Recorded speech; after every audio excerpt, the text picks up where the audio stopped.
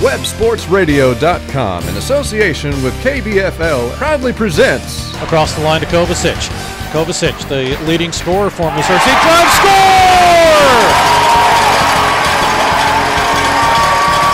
And guess who gets that goal? The guy that we are going to talk to in the second period intermission, Carson Warnig. Isn't that the way it usually goes? Carson Warnig with a nice blast through some traffic, and Missouri State has a 1-0 lead. You know, that would sound really egotistical if it wasn't so true. It happens more often than not. I can't figure it out. Missouri State University Ice Hockey. 2-on-1. Here's Saunders with Lounder. To Lounder, he shoots, he scores! I'm going to do it, Dan. I'm going to interview every Ice Bears player. The two we interviewed today have scored goals. And Chad Lounder gets his first goal with Missouri State this season. With the call, here's Dan Lee and Steve Casson.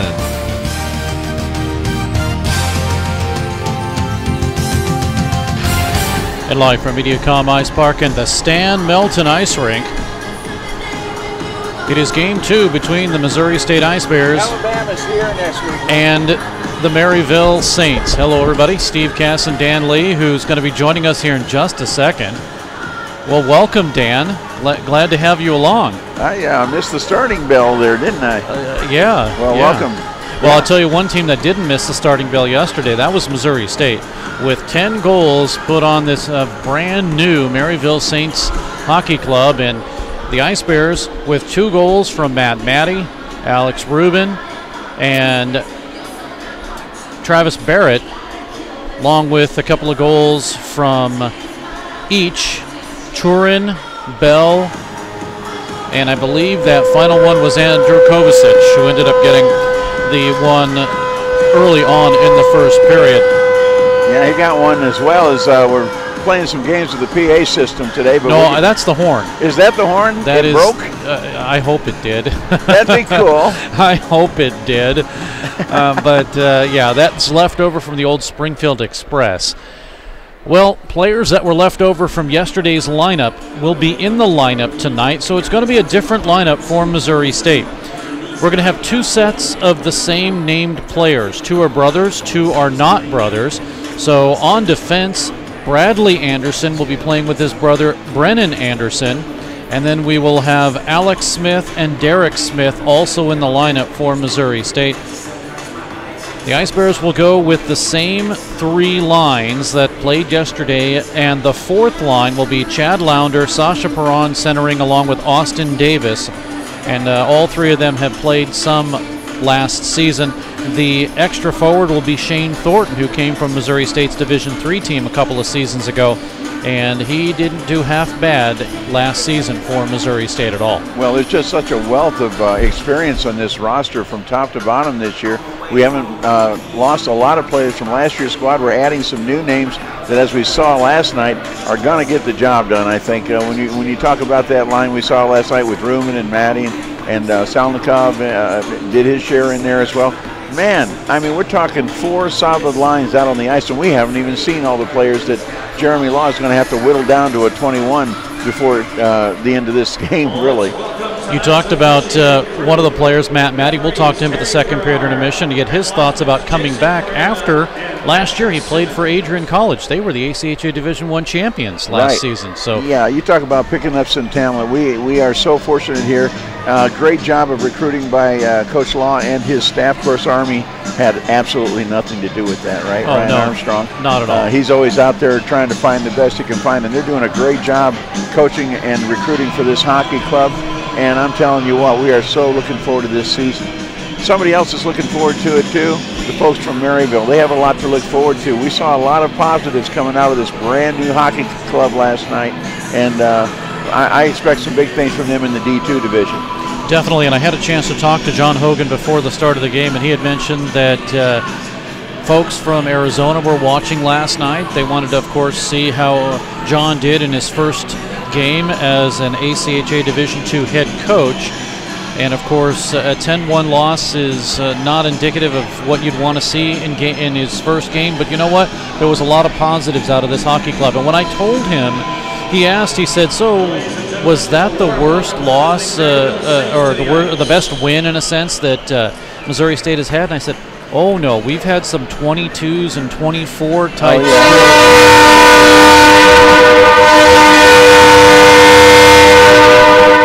Darn, they got it fixed. You just let it go. That's what you have to do. Yeah. Let it go. But I asked him about that, and when he found that out, he said, oh, so maybe a 10-1 win is not that bad. And I think what he meant was he expected, much like I think we did, was that his team wasn't going to be ready for a number 17 ACHA Division I squad. And for the most part, you got to take away some of the early goals, but they played well. For a team that just got put together, they played very well. Absolutely. Aaron Romero, you'll see him in goal again tonight. Actually played a very nice game last night, made some great saves along the way. He was really done in by defensive miscues. There were 2 goals that actually deflected off of his defenseman. There was a couple of weird plays, like the one where Granger fell down on the puck and tried to do the right thing and get up, and it gave the Ice Bears an unusual break. But let's join Kevin Thurl for the introduction of the starting lineups. Yep. Starting at a forward, number 12, Damian Karingi. Starting at a forward, number 3, Andrew Songstad. Starting on defense, number 7, Hunter Fegans. Starting on defense, number 37, Kevin Gregory. And starting in goal tonight for the Maryville Saints, number 1, Aaron Romero. The Saints are coached by Mr. John Hagan and assistant coach Bryce Barachovic. And now, ladies and gentlemen, it's time. Everyone on your feet and make some noise. Let's meet the starters for your Missouri State Ice Bears! Starting at a forward, number 12, Travis Barrett.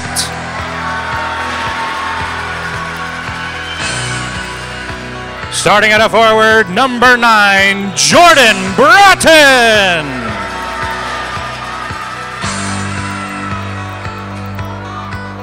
Starting at a forward, number 15, Zane O'Brien.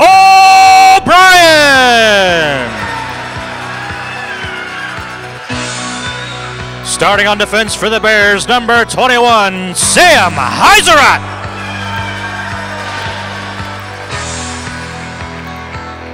Starting on defense, number 27, Derek Smith.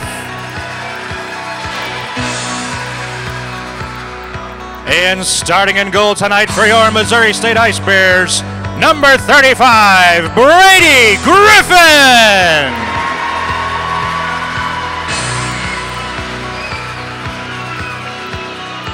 Joining the Ice Bears on the ice tonight, standing in at 8 years old and a second grade student at Willard East Elementary, part of the Springfield Spirit Squirt team, let's welcome Langley Higdon to the ice.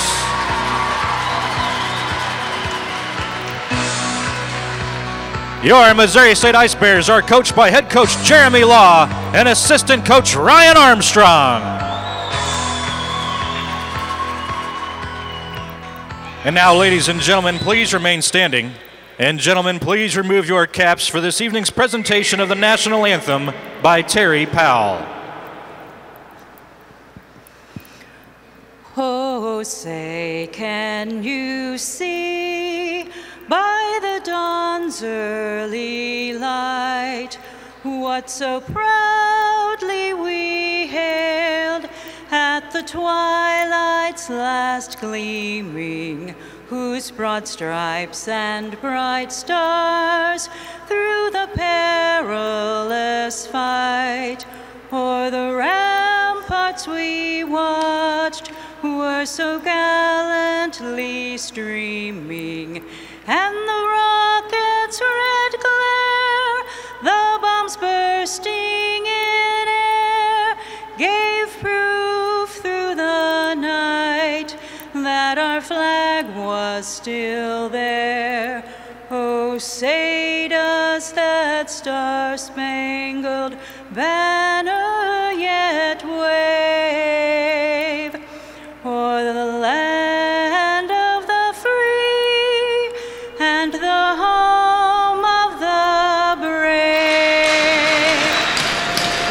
Our national anthem once again here at MediaCom Ice Park, Stan Melton Ice Arena.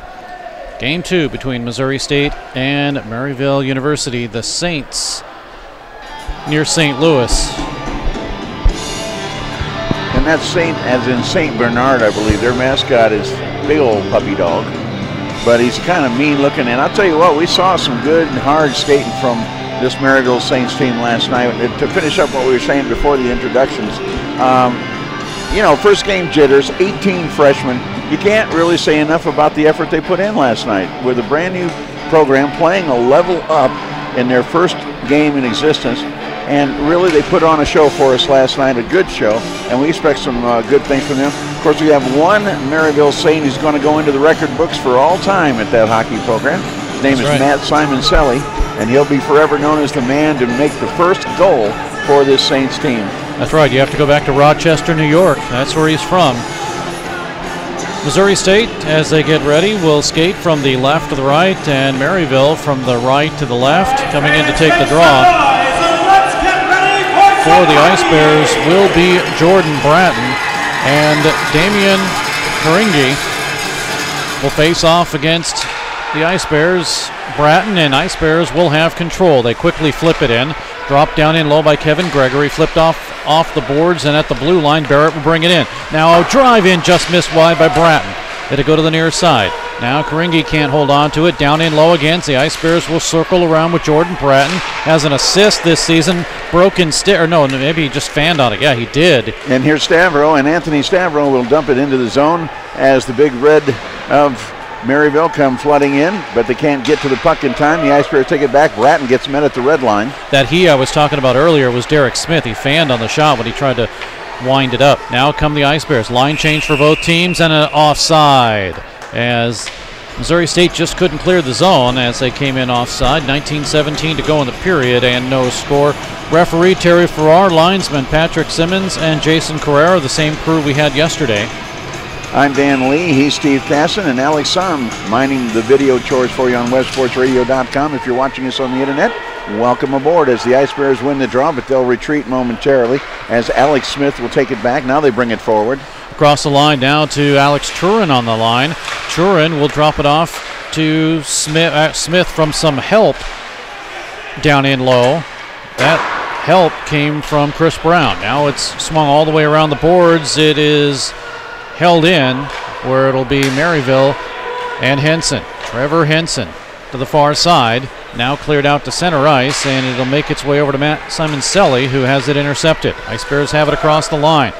Sent in, and everyone thought it would be a delayed offside. It wasn't called. 18:35 to go in the period. Henson gets it out to center ice, and now we're going to have... We're going to get it would have been icing. Call. Well, it was tipped, though. It was tipped by the goaltender, so it'll stay in play. As Simoncelli digs hard for it, now flips it back behind the boards. It gets a little help from Jared Viggers into the game now.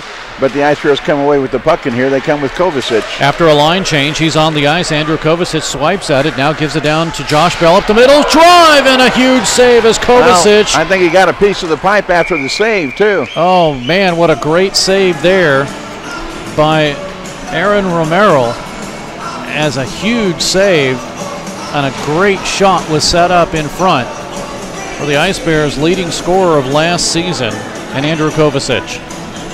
Puck went into the bench, so we'll come back down into the Saints end and face this one off to the right of Romero. 18:05 remains in the period, and it's the Saints that will dig it out, drive it down to the Missouri State zone. Shafara trying to outrace the defense to get to it, and he'll collide with a couple of Ice Bears back behind the goal, and the Red come away with it. The Saints have the puck as Granger tries to steer it back into the corner. It's gloved down momentarily. Ice Bears try to take it back, stolen away. Shafara will sling it back into the corner, but again picked up by the Ice Bears, and they'll try to work it out on the left side. It trickles across the blue line, now sent back into the zone, and a quick line change for Maryville.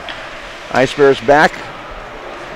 Look up ice, try to get it down the middle, and they do. Across the great big bear head for Missouri State. It'll go into the corner now. Chasing it is Matt Maddy, who we'll talk to in the second period intermission. Sent to the near side. Hunter Fegans is there. It is broken up, taken by the Ice Bears. Now sent down in low. Working it is Hunter Cooley. In fact, he sends it up front. And the Ice Bears still have possession of the puck. They work it with 17:07. Down to Cooley. Backhand in front and a shot off the side of the net. Sails high. Maddie got that one, and now the officials say it was held on to. Yep. And we are going to get a face-off. It'll come outside the zone. 7 minutes exactly left here in the first period. Still scoreless. Only one shot officially on goal for either squad. And as expected, a new night and a little bit of new fire for Maryville coming into this game. Dan, we are going to get a penalty. Yeah, Nikita Salnikov, they're going to say closing the hand on the puck. Okay. So it'll be a power play, the first one for Maryville.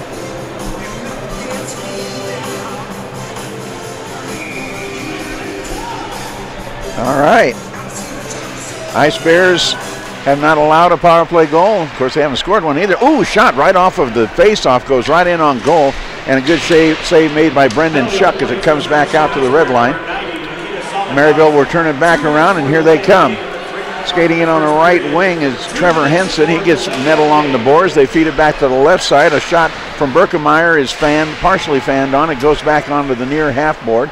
Big hit applied right there on Berkemeyer. And I think that was Derek Smith with that hit. It comes to the right side, and it comes all the way out to the red line now as Maryville will have to retreat momentarily. They're 0 for 3 on the power play. For that matter, Missouri State is 0 for 6. Nobody scored on the power play yesterday. Sasha Perron in, trying to play some defense, tries to wing it off the boards. It goes as far as the red line, and now Maryville will retreat and get a line change. So will Missouri State, now with 16:09 to go in the period. Here's Trevor Henson. Gets it up to the corner, down to the right side. Here's Berkemeyer coming in on left wing, and Matt is turned back momentarily. Gets it out to the top of the slot. A shot on goal and off the glove of Shuck. It comes to the left side and out of the zone, but only partially as Henson gets a hold of it for Maryville. He'll go all the way across the far side of the ice, trying to work through traffic, and being stopped is Dylan Carroll. The puck comes loose, and out it comes. Back down to the Maryville zone. Ice Bears get that change. Maryville will try to finish it now as Cole Murdra will have it in the zone. And Murdra is met by Brennan Anderson, and it sends it all the way around the corner, back out to the point. Carroll did not keep it in the zone. It'll be offside. And they'll bring it back outside. 15:26 left to go here in the first period. I think I said 7 minutes left to go earlier. It was actually 17, and I couldn't see the one. So it's 15:26 left here in the first period. I thought that was a pretty quick first period. And now Maryville will go backwards as Stavro carries into his own end. They'll set up the offensive attack. 17 seconds left on the power play. Carroll is met along the boards. Classic hip check applied that time. And it'll come all the way out. That was a great hip check. I love a good hip check. Chad Launder was on the dishing side of that one. 3 seconds left in the power play as Simon Selly sends it around the boards. And that'll do it. Out of the box comes Salnikov. And we're back at 5-on-5 hockey. No score. 14:53 left here in the first period. Maryville and Missouri State University from the top of the slot. A shot by Carroll and a deflection in the middle, but Shuck managed to get a little bit of the leather on it and tip it toward the corner. The Ice Bears will come back. Lead pass, and Zane O'Brien in just a little bit too soon. Offside called. 14:39 to go in the period, and the offside will bring it back. Not really his fault. Into the Missouri State zone. Yeah, the pass was a little behind him, but he was wide open. No, they're going to bring the faceoff just outside the zone. It was an offside pass. Right. And the shot on goal from outside the blue line. Held by Romero into the corner. Now working it is Dominic Matheny. Tries to flip it up, but the Ice Bears hold it down in low. O'Brien sends it up the middle. Bratton couldn't get it, but now breaking out a 3-on-2 are the Saints. And Granger gets past one man. Heisero goes to the net with the puck.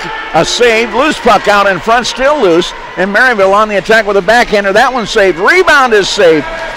4 saves now as Shuck goes to work with the blocker on that one. And the full righty really had to work on that series as the Ice Bears come back up with it. And they have a 3-on-1, the B-line. Bratton, O'Brien, Barrett, save! Huge save by Romero as the Ice Bears tic-tac-toed that one. Another one and a save by Romero as this one came off the shot. of Chris Brown. Oh, my and goodness. It's cleared all the way back in. Are we seeing some outstanding goaltending tonight? Unbelievable saves there by Romero. Both ends. But Romero especially facing basically a 3-on-1 and knew where it was going. Now a shot that whistles wide right of Romero. It'll go to the point. Bell will drop it in low to Kovacic off of his stick behind the net, still working with it. 13-17 to go in the period. Now Bell one-hands it. Here comes Josh Bell with 2 assists in yesterday's game. Drops it down to Alex Smith, sends it all the way around. Working it is Dylan Carroll now for the Saints. Ice Bears double team him. Bell to try to pull it away. Turin is there. Getting hit from behind is Turin by Matt Simoncelli. Scored the first goal in the history of the Maryville Saints yesterday. Now we get sticks flying high, goes to the far side, working with 12:46 to go. The Ice Bears can't get it set up. They try to do it on the left side. Now looking for the right. Nobody there. It hits a skate. Chris Brown holds it in. Now to Bell, working it right side. Bell, he shoots, and just getting a piece of it was Romero. Puck is poked out to center ice, and it'll be cleared all the way down. This is going to not be an icing. No, they could have played it, so the Ice Bears will have to pick it up. Maryville got the line change they wanted. Now the Ice Bears back in the zone. Broken up. Here we come the other way with Mudra. Mudra has a man in the middle if he can find him, but he'll take the shot instead right into the breadbasket of Brendan Schuck. He'll hang on. Nothing hockey game. 12-11 left here in the first period. Shots on goal almost even. 6-5 in favor of the Maryville Saints. Let's go back to that 3-on-1 break, the tic-tac-toe play, and just an unbelievable save by Romero. And then he had to make another save on a great shot as the icing is sent all the way down. But just, we'll look at it for your sake again, Dan. Just another 3-on-1 for Missouri State. They think it's going to be easy. No, Romero makes a good save.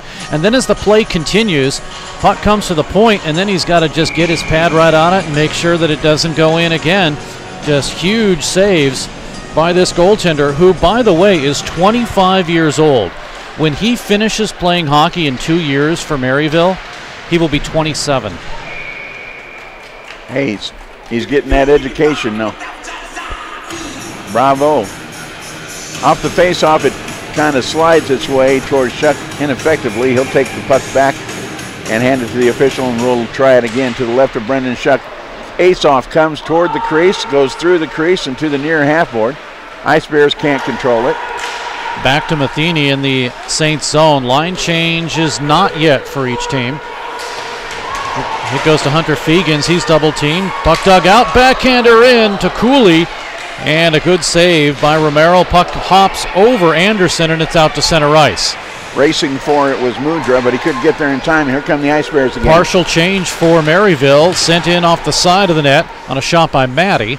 Love down by Cooley. This is the best producing line for Missouri State thus far. Granted, we've only played one hockey game. Now this is number 2. Shot in by Bradley Anderson is sent wide, and we come out to center. And the Maryville Saints will work it to Shafara. Shafara sends it deep into the corner, and he'll go to the bench. Maryville trying to pinch it along the boards while they get some fresh skates out there, and they do a good job of it as it gets buried in the corner. Brennan Anderson can't pry it loose. Now he finally does, and he'll come back behind his own goal. Ice Bears with the puck. Trickles out to center ice, taken right back by Carroll, but he chips it, and it's deflected up into the Ice Bears bench. 10:49 left first period. I'm Dan Lee along with Steve Casson and your videographer tonight, Alex Somm on WestSportsRadio.com. Glad you could have us aboard. Next weekend, the Tide rolls in. That's right, Alabama does, and it will, I believe, be the first games for Alabama. So Missouri State will already have 2 under their belt. A little bit of a tune-up. I'm sure they're going to be glad they have it. Again, Maryville wins the draw, and they try to get it into the zone. It's going to go through traffic and roll in harmlessly on Schuck. Back to retrieve. The Ice Bears Heiserow. Or is that Smith? That's Smith, I'm sorry. And it comes back the other direction. That's the Heiserow. That's the Heiserow over there, as he works in tandem with Derek Smith tonight. Maryville trying to break through, can't do it. Good job at the blue line by the Ice Bears. Now they'll send it up ice. This will go all the way down, no icing. Romero will flip it off to the corner, taken by Dylan Carroll. It's to the point, and a backhander by Vigors is cleared out to center. 10:09 to go in the period. No score. We had to go about this mark yesterday before Missouri State scored. Whoa, big hit applied about center ice by Berkemeyer. And it shook it loose, and Maryville has the puck again. Berkemeyer now gets a return shot from Smith. And Berkemeyer's going to take it. No, that wasn't Berkemeyer receiving that shot. That was Simon Selly off the hit from Smith. Puck all the way down into the Maryville zone. Full line change for Missouri State. 9:40 to go in the period. They lose the puck to the Saints. Here's a drive in, missing just wide as Zane O'Brien got the opportunity on the turnover. Now it'll go to Travis Barrett. 2 goals in yesterday's game for Barrett. Puck is cleared out to center, and the Saints will bring it into the zone. Stavro races for it, going up against Alex Smith. It's a draw. Stavro comes up from his knees, takes a backhander that slides through the crease and all the way to the corner. We're going to get a whistle. It's going to be a penalty against Missouri State. And an official hits the ice, inadvertent contact with Josh Bell. Or is that O'Brien? That's O'Brien. But who's the penalty on? That's going to be on Bratton. Yeah, it is definitely a Missouri State penalty. This comes with 9:17 left in the first period, still scoreless. Maryville putting on a good show for the fans tonight. It's a hook. Second power play opportunity of the night coming up for Maryville. Alex Smith will go. And let's see now. Both teams are 100% on the penalty kill. We'll see what happens here. Berkemeyer wins the draw for Maryville. They've got Gregory on right point. He plays it off his own skate, now goes left side. That's Trevor Henson on the left point. They work it around to the wing, and a shot save, rebound, score! There for the putback is Solan Shafara, and Maryville grabs a 1-0 lead on the power play. Well, the first team to score a power play goal, first team to score any type of extra goal that's not even strength, and it is 1-0 in favor of Maryville. Solan Shafara, 5'11", 200 pounds. We'll take a look at that one here, as the shot was just not covered up by Griffin, and it's 1-0. I thought it was Shuck in goal tonight. Am I wrong about that too?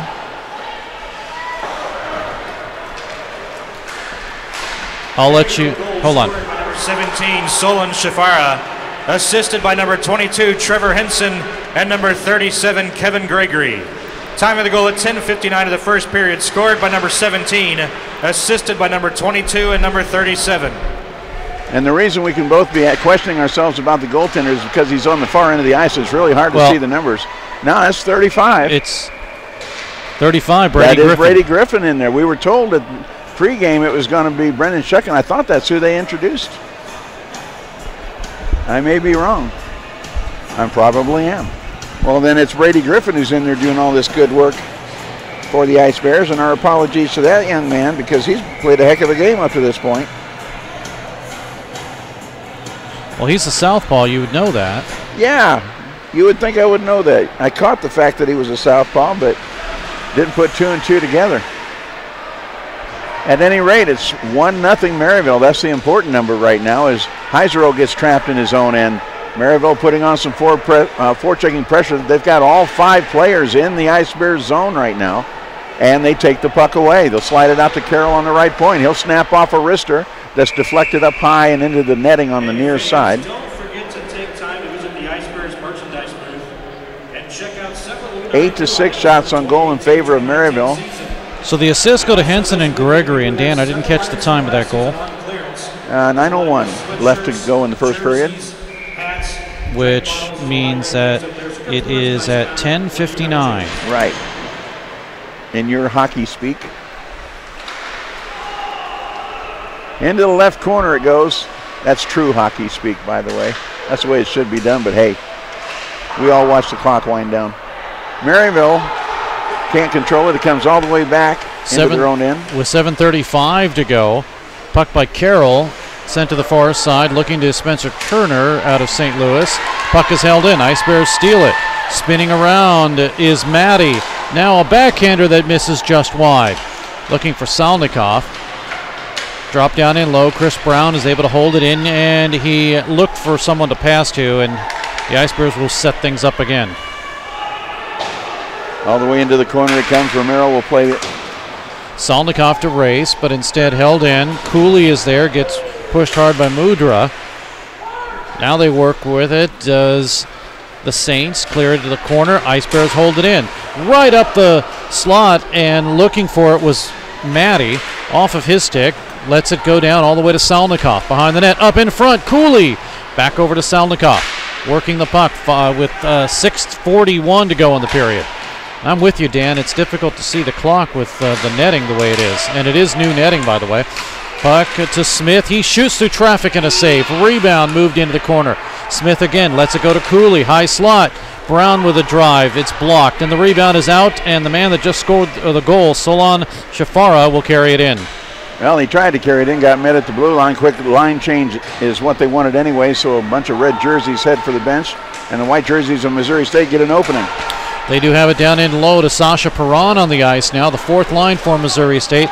Lounder, Perron, and Davis. And Perron just sits on the puck and says enough is enough. 6:02 to go in the period. Shot 8-7, that is, in favor of the Maryville Saints. They lead 1-0 on the scoreboard. That goal by Shafara, as Griffin just had a hard time covering up the puck, and Shafara puts it in. 1-0. Dan, I'm going to throw you out another statistic, and this is totally made up. But that is the 132nd game that a team has scored first after Missouri State scored first. Oh, and yeah, you had to have made that up. I'm sure you did. Missouri State sees it in their own end, and it gets played out in front with a wide open net, and Anderson comes up with a huge save. Brennan Anderson working on defense. Across the line now into the Maryville zone. Take it away, and we go the other way, right to left, back down to the Missouri State end. And Griffin will come out of the crease to cover this one up. What a job Brennan Anderson did to prevent another near disaster. Well, it would have been a disaster if he hadn't stood there. And he's got a skinny stick, folks, and he stopped that puck with that. About waist high, it was headed for the netting, and Brennan Anderson came up with a big one. 5:27 left first period. The Ice Bears trail the Maryville Saints by a 1-0 count, and a penalty on the board now for Maryville. It'll go against Vigors. So Missouri State goes on the power play. As you mentioned, they're 0 for 6 last night. Let's see what they do tonight. First power play opportunity for the Ice Bears. And they trail 1-0. Comes in and a drive missing wide by Barrett. Sent to the near side. Now Bratton, top of the right dot. It'll go to O'Brien. He spins around. Beeline will work it. O'Brien now, as they give it in front, a drive just misses wide by Derek Smith. So Bratton will have it again. Gives it to Heiseroth. Down in low to O'Brien. Over to Barrett. Bratton working now. Swings it around to Barrett. He shoots, and O'Brien tried to help it. Big save by Romero. It'll come into the corner.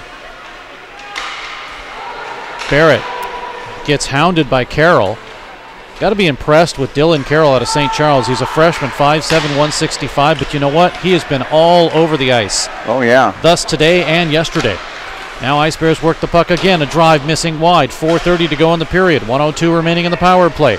Bratton will drop it in low off of Heiseroth's stick, and it's all the way down. Stavro might have a chance to get at it. He's got some help on the way. Stavro gets hounded from behind. We're going to get another Ice Bear penalty, as Stavro was definitely interfered with.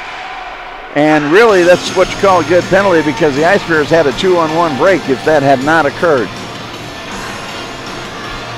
Maryville was very close to a shorthanded goal right there, and Bratton decided, well, it's worth taking a penalty on this one and stopping this nonsense. And so he will, but now the Ice Bears are going to skate 2 men short. For 51 seconds. And I tried to mention this yesterday to Alex Rubin. You know, what is this team going to do or recognize?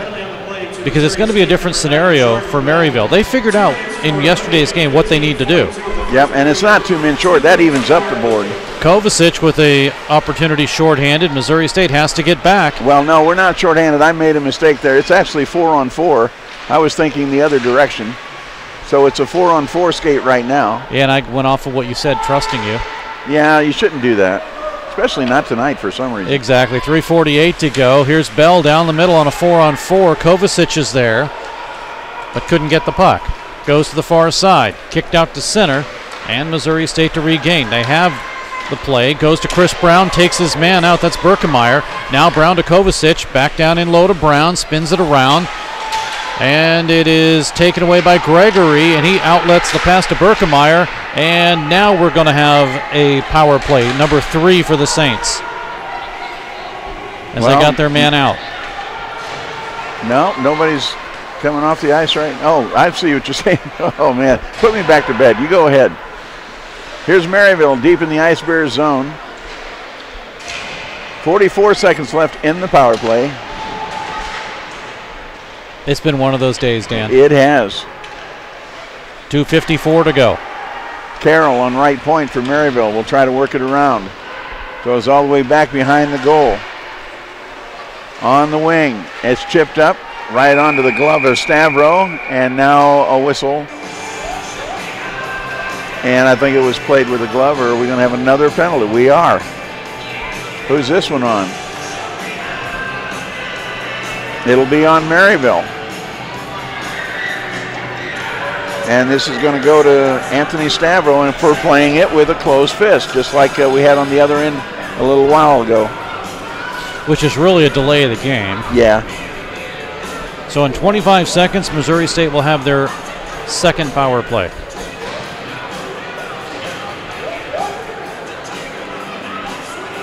Okay, so we're back at 4-4 for the moment, but for not 25 seconds anyway. And a broken stick on the face-off leaves Lounder defenseless.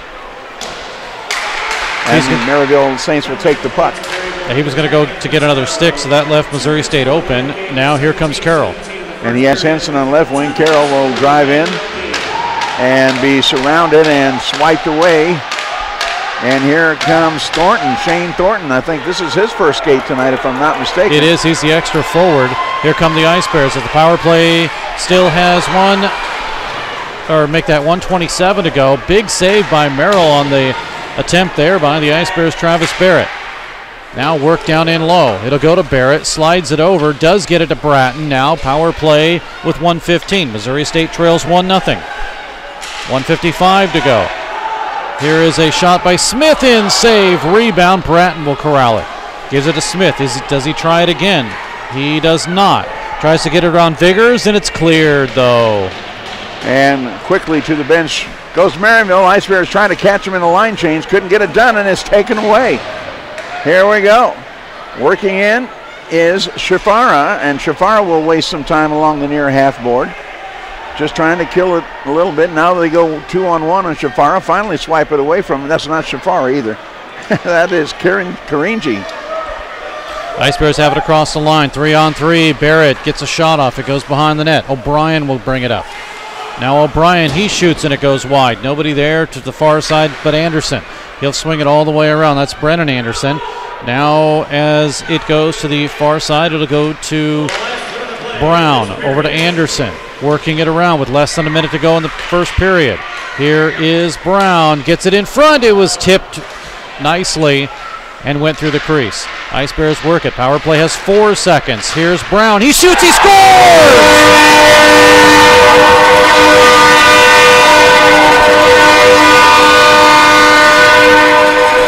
With some traffic in front, Brown gets the goal. It is a power play goal. There was 2 seconds left in the power play. And Missouri State has tied the game up. It's 1-1. And Dan, you gotta like somebody in front. I know distracted Romero. We'll see if we can take a look at it on video. But there was a distraction in front when Brown was able to wind up.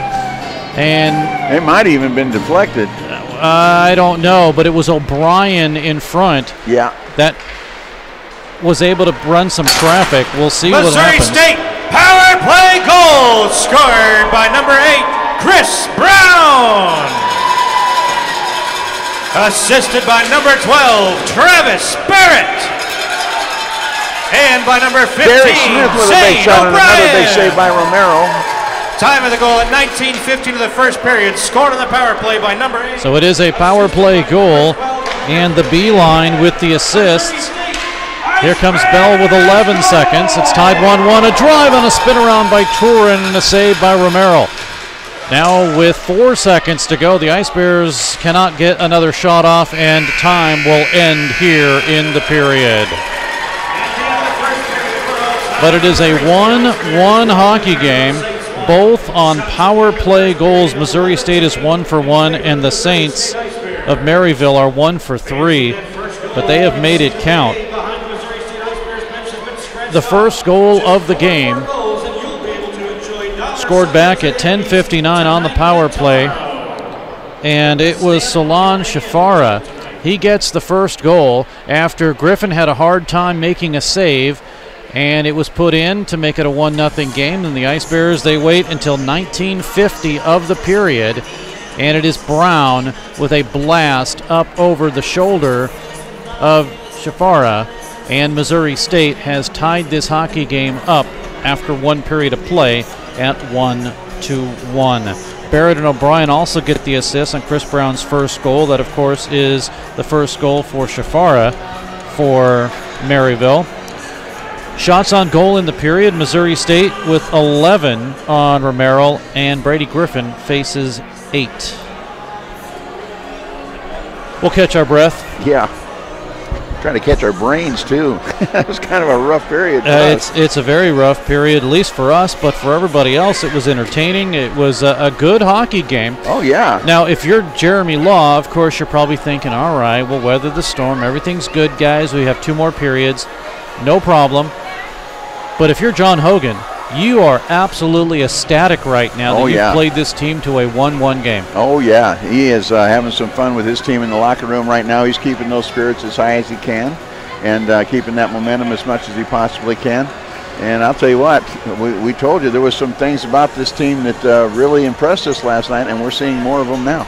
We're going to take a break, and when we come back, talk with Brendan Schuck, goaltender for Missouri State. We'll do that in just a moment on KBFL and Web Sports Radio. 1-1 after 1. Now playing at Mediacom Ice Park in Springfield, a new ice age. It's the Missouri State Ice Bears hockey. Now through February, exciting, hard-hitting, fast-paced collegiate hockey, Ice Bears style. Get your advance tickets at Missouri State Tix box offices or call 417-836-7678. Tickets also available at the games. There are no speed limits at Mediacom Ice Park when you see Ice Bears hockey. Back at Mediacom Ice Park, Steve Cass and Dan Lee.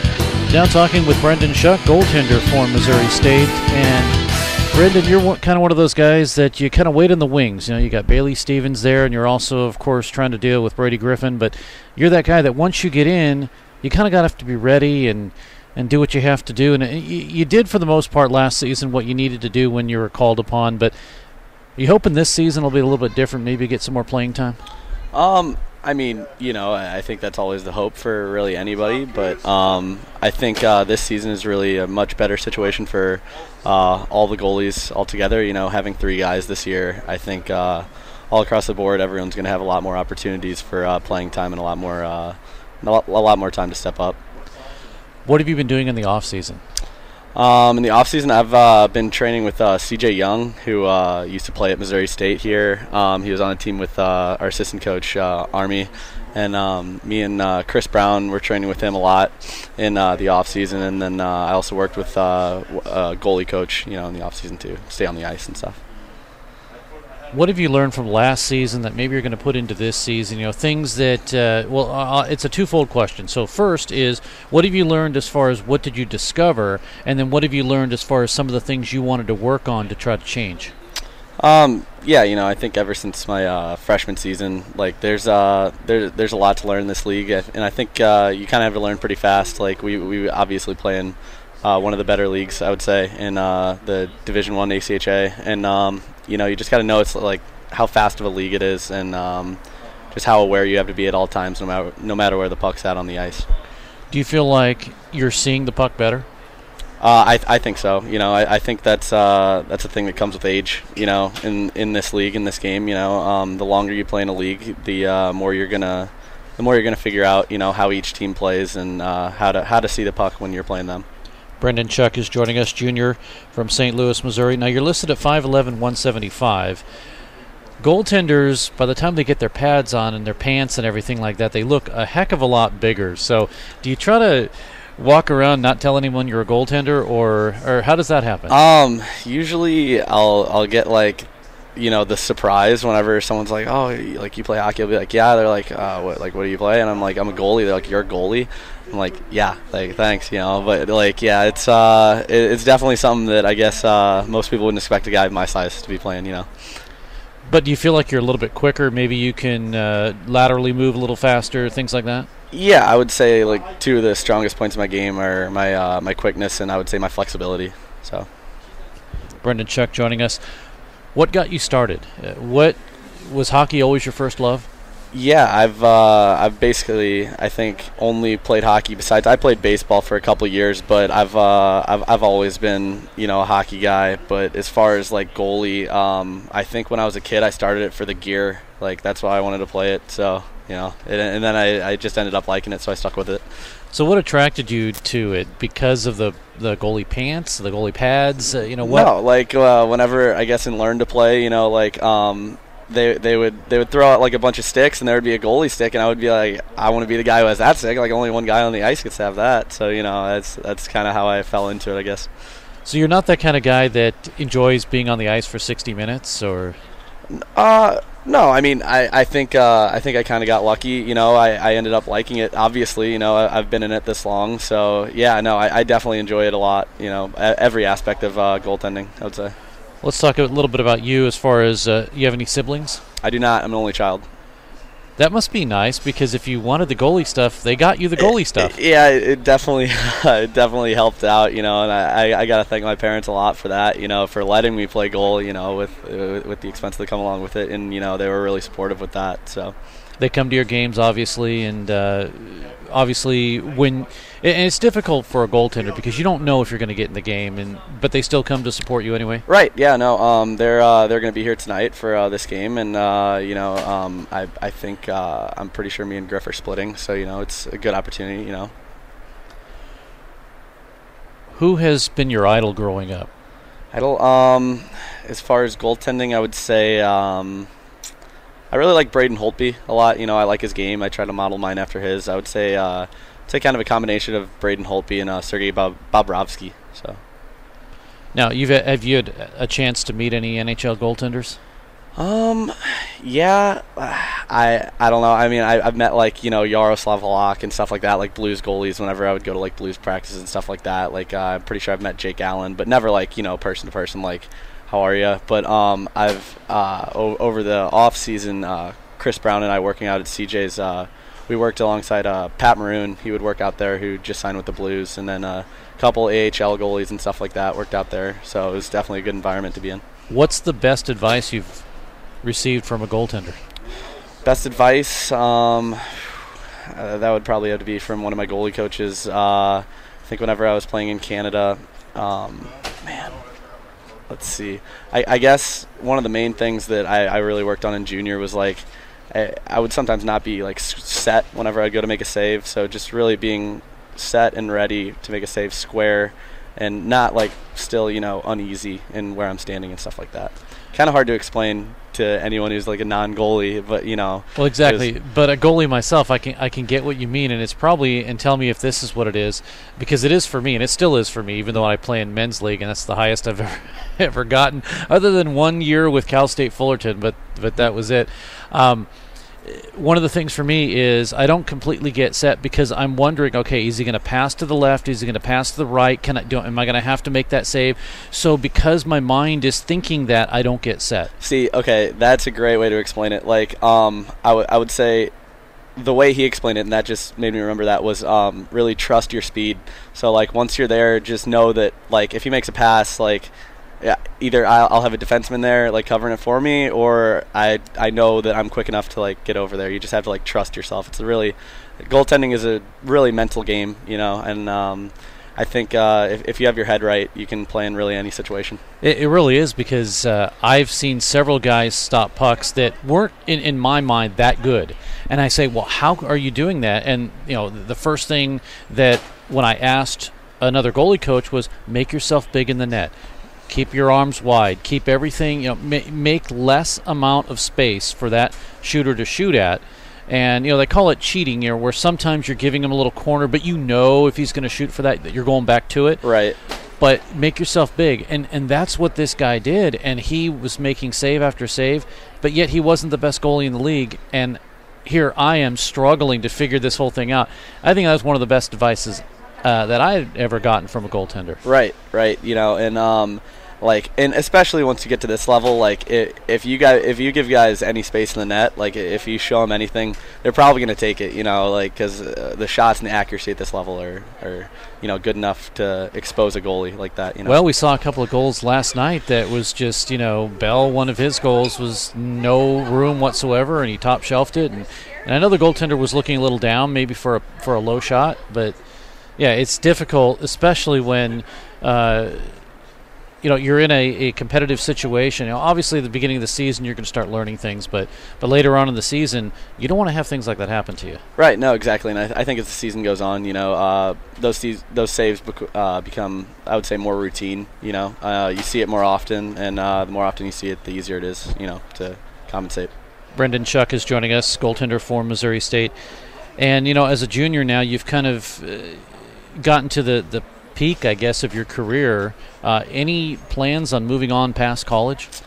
I'm not really sure. I think I'm going to go for my master's and stuff like that. I'll probably stay at Missouri State. I have a decent amount of friends here and stuff. So I think I'll get into the business world after this. So we may have you for an additional year, since the ACHA Division I. Now you can go 5 years. True. So. Yeah. As long as we keep it up, you could see this goalie crew for a while here. It does sound like it, and you touched on it earlier. Let's kind of expound on it. Last season, 4 goaltenders, a little tough, trying to get in that rotation.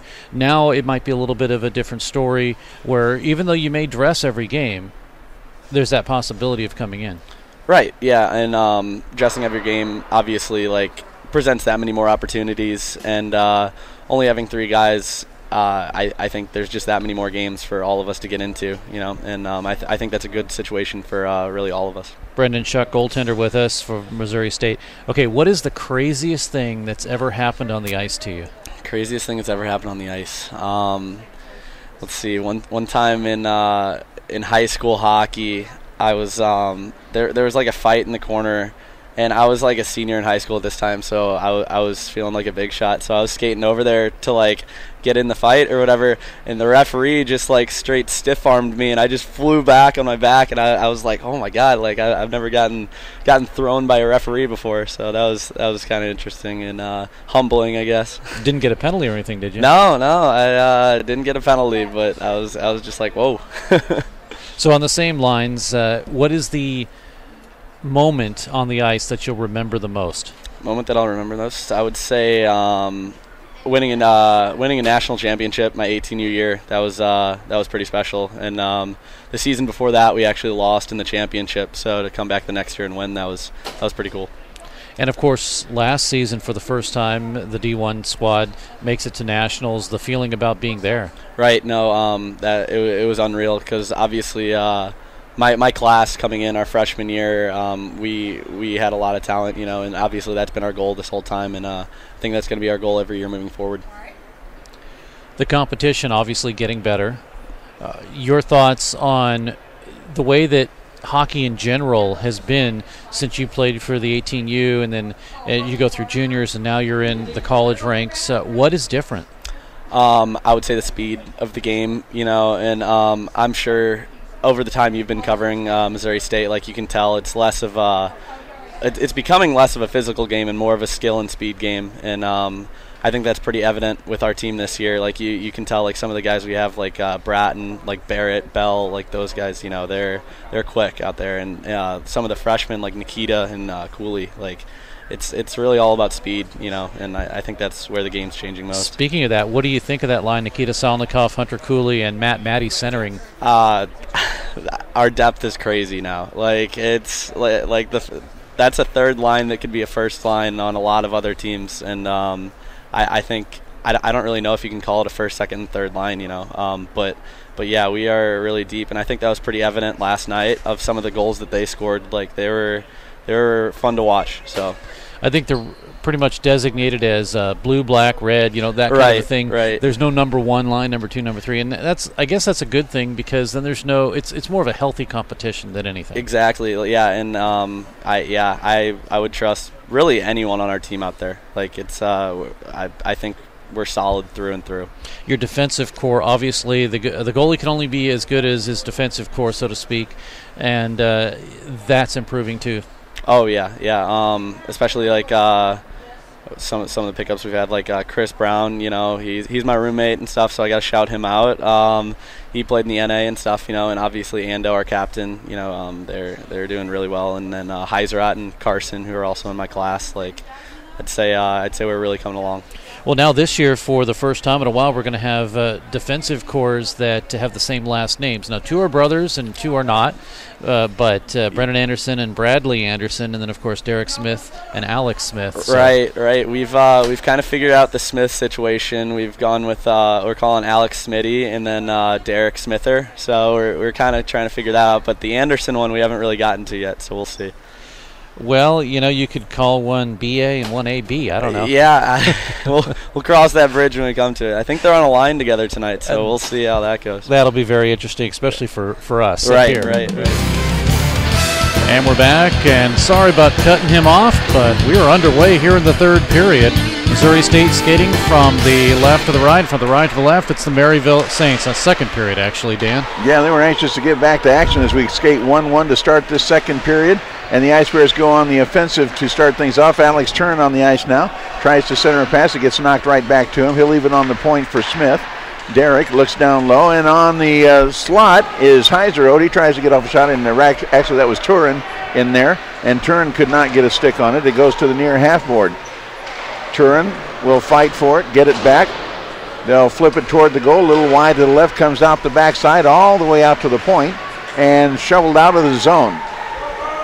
Now Heiserode will spin back around and send it right back in. Josh Bell tries to get after it, but he can't beat Trevor Henson to the puck, and Maryville will take over. Now at the blue line, on his knees, is Songstad trying to hold it in the zone, and he does a good job of it. Comes back out to the point. Here's Heiserode with a shot and a save and a rebound off of Romero. Comes out front. Maryville takes it back, gets it out to center ice. Good job defensively by Smith to knock it back the other direction, and the Ice Bears will have to retreat. It'll come back down to the Missouri State zone, where quickly after the line change, the Ice Bears will move the puck and get it to Bratton. And Bratton will skate it in. He'll wait at the point for things to set up. Now goes center ice. At the top of the slot is Smith, but he'll work his way to the wing on the right-hand side. Has it swiped off of his stick by Matt Berkemeyer, and Berkemeyer can't clear the zone as O'Brien is there to try to stuff it back in the corner. It trickles just outside the line, and an offside is called. 18-15 left here in the second period. A 1-1 tie as Maryville tries to forget all about a 10-1 defeat in their franchise opener, if you want to call it that, last night. Well, I don't think they've tried. They have definitely forgotten about it right now. Yep, you wouldn't ever know it happened last night that way, as they skate hard against these Ice Bears tonight, and they've got a good hockey game going. Granger sweeps it around the boards for Maryville, and they'll break out 2-on-1. As they work it across the line, here is a shot to Simoncelli with a drive and a save, as the 2-on-1 developed from Jared Viggers over to Simoncelli, and one of the best opportunities for the Saints, but Missouri State's Griffin comes up big on that one. Yeah, Brady Griffin really thwarted that effort. Puck at center ice lays loose. Now finally it's picked up by Maryville. Simoncelli has it picked off of his stick. Barrett lost it off the end, but nobody in sight for Maryville, and Bratton will take it back. Now they'll work it on the left side. Chris Brown. He has the only Missouri State University goal as he tries to sneak in the left side and does so. Short angle shot right into the pads of Romero, and he'll hang on. 17-18 left, second period, 1-1 our score. I'm Dan Lee along with Steve Caston. Glad you could join us tonight on websportsradio.com, and that beautiful video you're seeing tonight is provided by our video producer, Alex Somm. Wow, he's now a producer. Absolutely, he's got more than one camera now. Well, that's true. That makes him a producer. Oh, I see how that works. Maryville with the puck. Go ahead, give him a taste of that second camera when you get a chance. You're gonna put it on the spot. Well, I'll tell you what, we'll do it right now. Yeah, there you go, deep in the corner. Now we can see the corners. Isn't that nice? As Cooley skates around for Missouri State to Anderson with a wrister and right end to the glove, and holding it to the belt buckle is Romero. Aaron Romero with 8 stops in the first period. And he's already got 5 here in the second. Ice Bears putting on more offensive pressure this period as Jeremy Law has obviously made some adjustments. Here's a shot score! Coming from the left side. Nikita Solnov. I hate that horn. Nikita Solnikov with the blast. I don't know if it might have been redirected, but Nikita Solnikov with the shot from the point put some mustard on that one. And Romero with no vision, really, a lot of traffic in front. I don't think he ever saw it coming. And it's 2-1 Ice Bears. Right off the draw, Solnikov will get it. His first goal with Missouri State. So a 2-1 count now as the Ice Bears have really poured it on here in the first 4 minutes of this second period.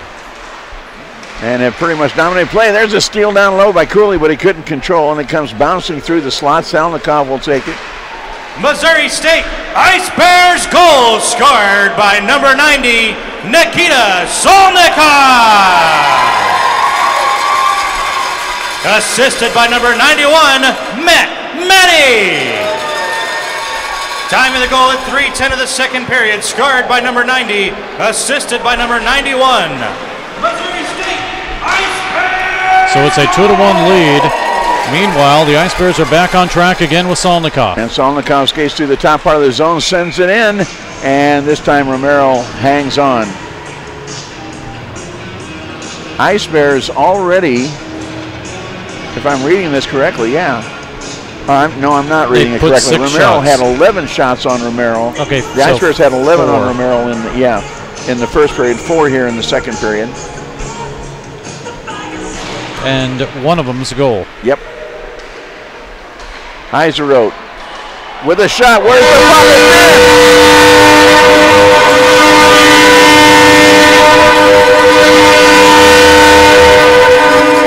It looked like Romero had made the save off the shot from Heiseroth from the blue line, but he couldn't find the puck. It scored it free somehow, and I don't know if there was somebody there for a putback or if it managed to find its way through the pads.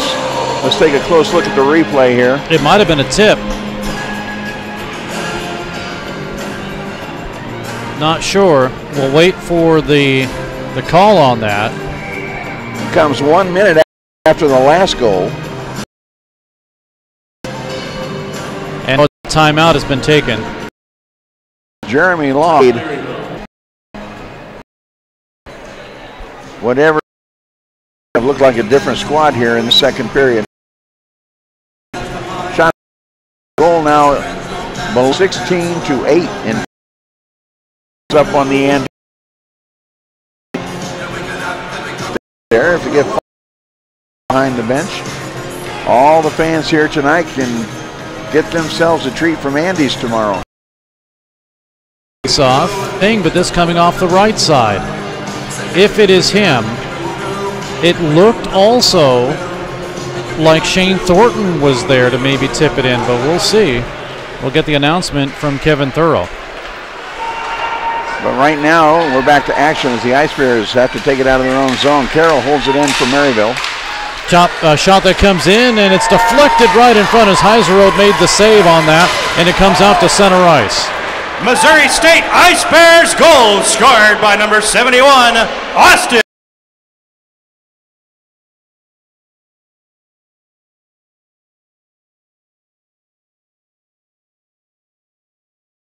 Davis. Okay. Assisted by number 21, Sam Heiserat. And by number 47, Chad Lounder. All right, so it was a putback or redirect of the by second Davis. period, scored by number 71, assisted by number 21 and number 47. Missouri State. Nice break for Maryville as they get it out front. Stavro couldn't get a good swipe at it after Griffin was forced to make the first save, and now the Ice Bears break back the other way. Alex Turin skating in, takes the shot. It's off the pads of Romero. Now they scrum for it to Romero's left, and it comes away to the point. Kovacic tries to hold it in there. He'll fight hard for it, but can't get a hold of it. Now a line change. The Ice Bears close to being too many men on the ice, but no call there. As Barrett will send it around the boards, Ice Bears flood offside. And we'll have to bring it back outside the line. So 3-1 on the goal from Austin Davis, assisted by Heiserode and Alex Smith. That came at 15:50 left to go here in the second period. Even strength goal. And we'll bring this face-off all the way back down into the Ice Bears zone. So that wasn't just an offside. I'm not sure what it was, but it'll come all the way to the Ice Bears zone. 14:41 remaining in the period. Puck to the point. Maryville with it to Hunter Fegans. Drive off the side of the net, right out in front. Save. It's on the goal line, and a save again. As Griffin didn't know where it was. It did not cross the line.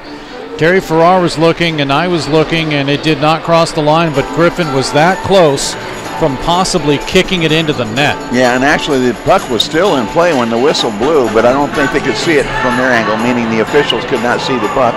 And once they lose sight of it, they are condemned to blow the whistle, whether they know where it is or not. Well, I'll see if we can get a look at it. Here's the initial point where it's right on the line, and that we actually have to go back, I think, just a little bit more to take a look at this one. And John Hogan questioning that call as well. Why did the whistle blow? Well, if you lose sight of it, you lose sight of it. That's all there is to it. There it is right on the line. Yeah. Griffin trying to pull that one out. 14:16 to go in the period. A 3-1 lead for Missouri State, and the Ice Bears will be a recipient of an offside as Maryville Saints send it in, so the faceoff will come outside the zone. 16-10 are the shots in favor of Missouri State. Face-off outside the zone. It'll be Alex Turin for Missouri State, Cole Mudra, and Mudra will win it, and it'll be Maryville to send it in the zone briefly. Now they get a second effort attempt, and it'll go in. Working it down in low is Anderson. That one is Bradley Anderson now on the ice. Both Andersons, Bradley and his brother, Brennan Anderson, on the same line. Here's Kovacic working into the zone. He'll try to backhand the pass through the slot. It goes all the way out to the point. Held in there by Brad Anderson, and it comes back behind the goal as he tries to sweep it around the boards. They'll scrum on the near corner. A couple of bodies go down, and a couple of more hits applied as Hunter Fegans narrowly avoided being crushed into the board. Well, it's a cross-check. It's going to be a penalty. It's still going to be a penalty, but boy, it could have been a whole lot worse. Well, no, it's actually not on the player that was going after Fegans either. It's going to be on Maryville. Yeah, Simon Selly will go. 13:31 left here in the second period, and a power play number 3 for the Ice Bears coming up. Penalties are even up, 3 apiece. And this will be power play number 3 for Missouri State. Puck cleared all the way down, immediately off the draw. The Ice Bears will come back in their own zone to set things up. 13:21 remaining. Here's the fastest man on the team by some people's account. Barrett goes streaking in. He gives it to Barrett. Excuse me, that was Barrett on the right-hand side, and it was Bratton on the left-hand side who took the shot, and a good stop by Romero. But you got a little flash right there of the speed that Travis Barrett is capable of as he came slicing through the defense. Barrett wins the draw for the Ice Bears. Dan, I originally called them the Conehead line, and then I decided to call them the B line. I'm not sure which I liked more. There's a steal. Great move coming in all alone is Karinji, and getting back in front is O'Brien to break it up. Now is an opportunity for the Ice Bear, or for the Saints, moves into the Saints zone. The Ice Bears will get possession. As Bratton will have to go to the blue line to chase it down. He'll leave it on the point. Here's Chris Brown skating in. His shot is deflected up by Carroll and up into the netting, out of play. 12:40 left second period. 1:09 left on the power play opportunity for Missouri State. I'm Dan Lee along with Steve Casson, Alex Somm, our videographer on WestSportsRadio.com. Next Friday we hit the airwaves here in Springfield for the first contest between Missouri State University and the Alabama Crimson Tide, or Frozen Tide if you like to call them that in hockey season. Here's a shot right off the face-off, and a good stop by Romero on a big blast from Chris Brown. But it goes all the way back to the Ice Bears zone. Griffin settles it down. Anderson will have it. 54 seconds remaining in power play number 3 for Missouri State. Kovacic will carry on the left-hand side. Tries to center a pass through, deflected by Granger, and it comes back to the corner. They'll fight for it there. Granger gets a stick on it, turns back the other direction. Tries to scoot along the boards. They won't let him do it. The Ice Bears pin him down there. Granger taking some time off the penalty clock, though, as it comes back out to the point. Kovacic, they'll work it to the top. Brennan Anderson, pad save by Romero as Anderson had a moment to shoot. He'll get the puck back at the top of the slot. On the far side, Bratton will wing it around the boards. Kovacic in the near corner now. Pushing and shoving going on between Turin and a couple of red jerseys. And finally, Maryville able to slap it off the boards out toward the point, but it is held in there by Anderson. Now Bratton on the other point. One-timer by Kovacic is chopped up in the air, played by a high stick, and that's going to be played by Maryville, and they'll stop the clock, but that will do it for the penalty. Ice Bears burn another one on the PK. And it's still 3-1 Missouri State with 11:30 left here in the second period. Face this one off to the right of Aaron Romero. Into the face-off circle is Matt Matty. He wins the draw. Ice Bears back on the attack. Here's a shot saved on the redirect off of Cooley. Matty will give it to Brown, and Brown will try to launch one. This one right into the glove of Romero. And he'll hang on. 11:20 left second period. 20-10. The shots on goal in favor of Missouri State University now. That was only a 11-8 advantage at the end of the first period. Oh, wide open, and a nice centering pass from Cooley finds its way to Salnikov, but he couldn't find the mark as Romero will get the blocker up in time. Back into the corner it goes. Bodies down on the ice. Maryville comes up with the puck. They'll skate off on the left side. Working it is Shafara, who got the first goal of the game. No, take that back. He got the, yeah, he did. Yeah, first goal of the game. It was a power play goal. That's what I meant to say. He got the only power play goal for Maryville. And now the Ice Bears will go back to work as we skate 5-on-5. Still trying to decide possession deep in the Maryville zone, and it is back across the blue line. Heiserow will try to track it down at center ice before he's hit by Shafara. Heiserow got the puck into the zone, but really nobody there to take care of it for him, and Maryville comes away with another break. Here comes a lead for Simon Selly with a backhander that gets deflected up off of Griffin's shoulder. Now to the far side. 10-13 remaining. 3-1 in favor of Missouri State. Comes down in low. Working it is Derek Smith to the near side, and it's out to center and all the way down. Here comes racing Sasha Perron into the corner. Boy, Picciano got a heck of a hit on Heiserow just after Heiserow let go of the puck on that one, and Heiserow is going to go for a line change as Maryville picks it back up. They do have it across the line now with a drive by Staravu. It's into the corner now. Both him and Alex Smith race for the puck. Taken away, though, by Davis. Oh, Davis with a nice step around the defender, but catching up on the play is Gregory, and Gregory's going to get in there and interfere on the play. Penalty. Yep, here comes Brady Griffin out of the net. Perron has it. Perron working around as the Ice Bears have 6 attackers. And I didn't see that a Maryville player really got control of it, but they're going to go ahead and call the whistle anyway.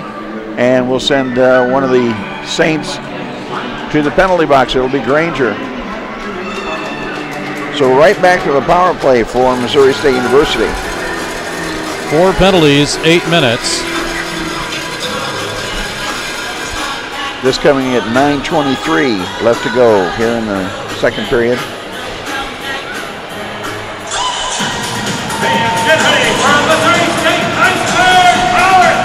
It is power play number 4 for the Ice Bears. Bratton with an effort straight off of the faceoff is right into the chest of Romero, and he'll hang on. 21-12 now, shots on goal in favor of the Ice Bears as Bratton will step into the faceoff circle against Simon Selly. And quick whistle after the drop. And they're going to kick Bratton out. No, they're not. Somebody, they had too many on the ice before the play started. I'm surprised the officials let the play go before he even got off the ice. Yeah, well, they're going to let him get away with it now as they'll re-drop the puck as if that one never happened. Here's O'Brien deep in the corner. 5-on-4, Ice Bears with the man advantage. Heiseroth sends a saucer in, and it's gloved aside. Romero will keep it in play, though. Comes back out to the point. Sam Heiseroth bangs it off the board to the point. Bratton is there to scoop it up. Feeds it deep into the corner on the right side. Skating out with it is O'Brien. Now they'll work it down low. Barrett is out there waiting for somebody to center to him. Heiseroth on the left point. Now they go to Brown, and Brown will shovel it deep into the corner.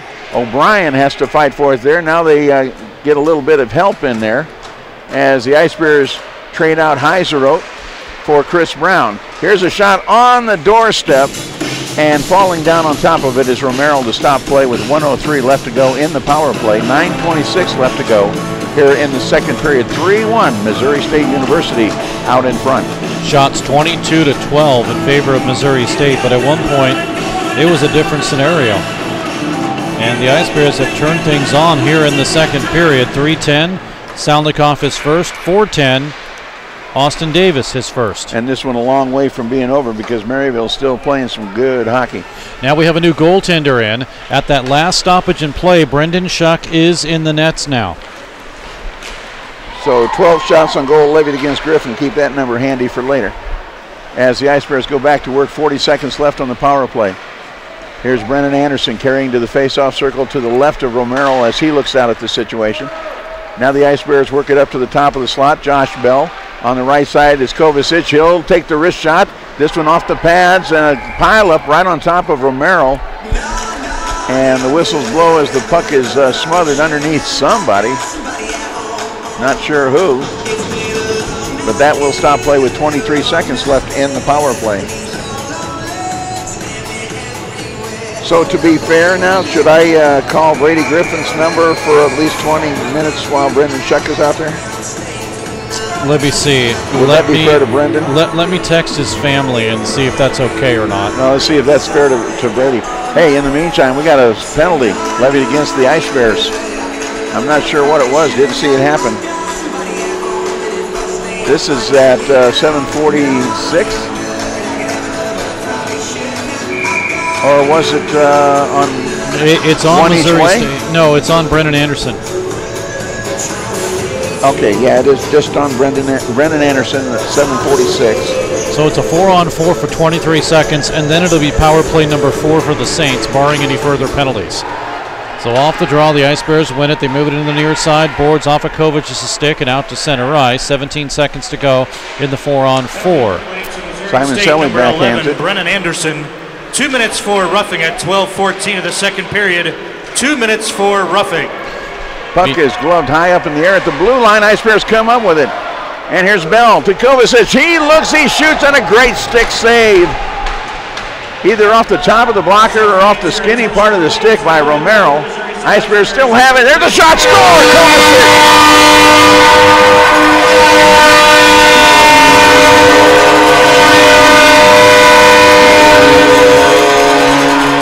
Andrew Kovacic took his first effort from the left side, and while play was continuing, he snuck around to the other side and got a perfect feed We'll see who gets the assist from deep in the corner out of our vantage point. And that is a power play goal, and it looks like it's probably going to be Bell. It was a pinpoint pass across the crease to Kovacic, who waited with a wide open net in front of him and made no mistake. And it's 4-1 Missouri State University. Again, a power play goal. Bell will get an assist. We'll get the call from Kevin Thorough here, as he's the one that made that pass from out in the corner.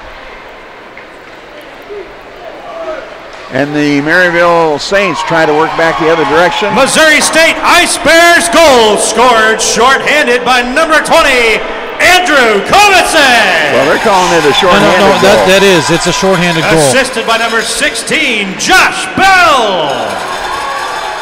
Time of the goal at 12:47 in the second period. Scored shorthanded by number 20. Assisted by number 16.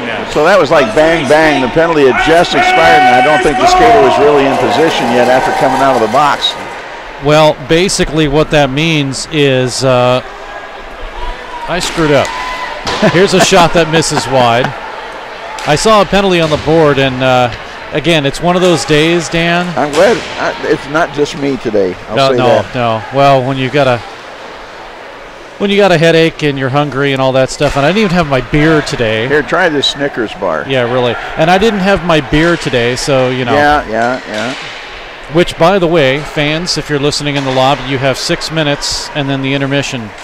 Last call is at the drop of the puck in the third period. That's right. After that, no more beer at Mediacom Ice Park for you. Oh, nice play to stay on side is Mudra, but then getting high sticked a little bit is Maddie when we come the other way to Anderson. And Anderson's wide open. He'll give it up and a score! On the left-hand side, Shane Thornton.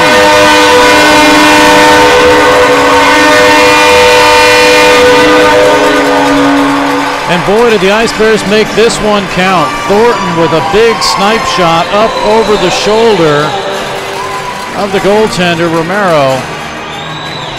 And Missouri State is now breaking it open to make it 5-1. That was even strength, right? I believe so, yes.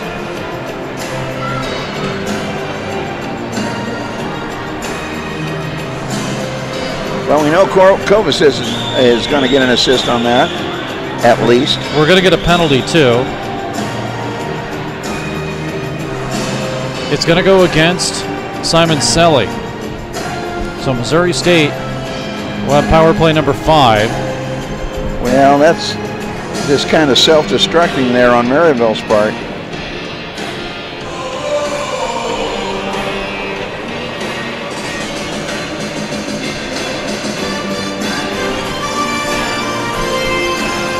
(5-1) Missouri State. Goals have come quickly.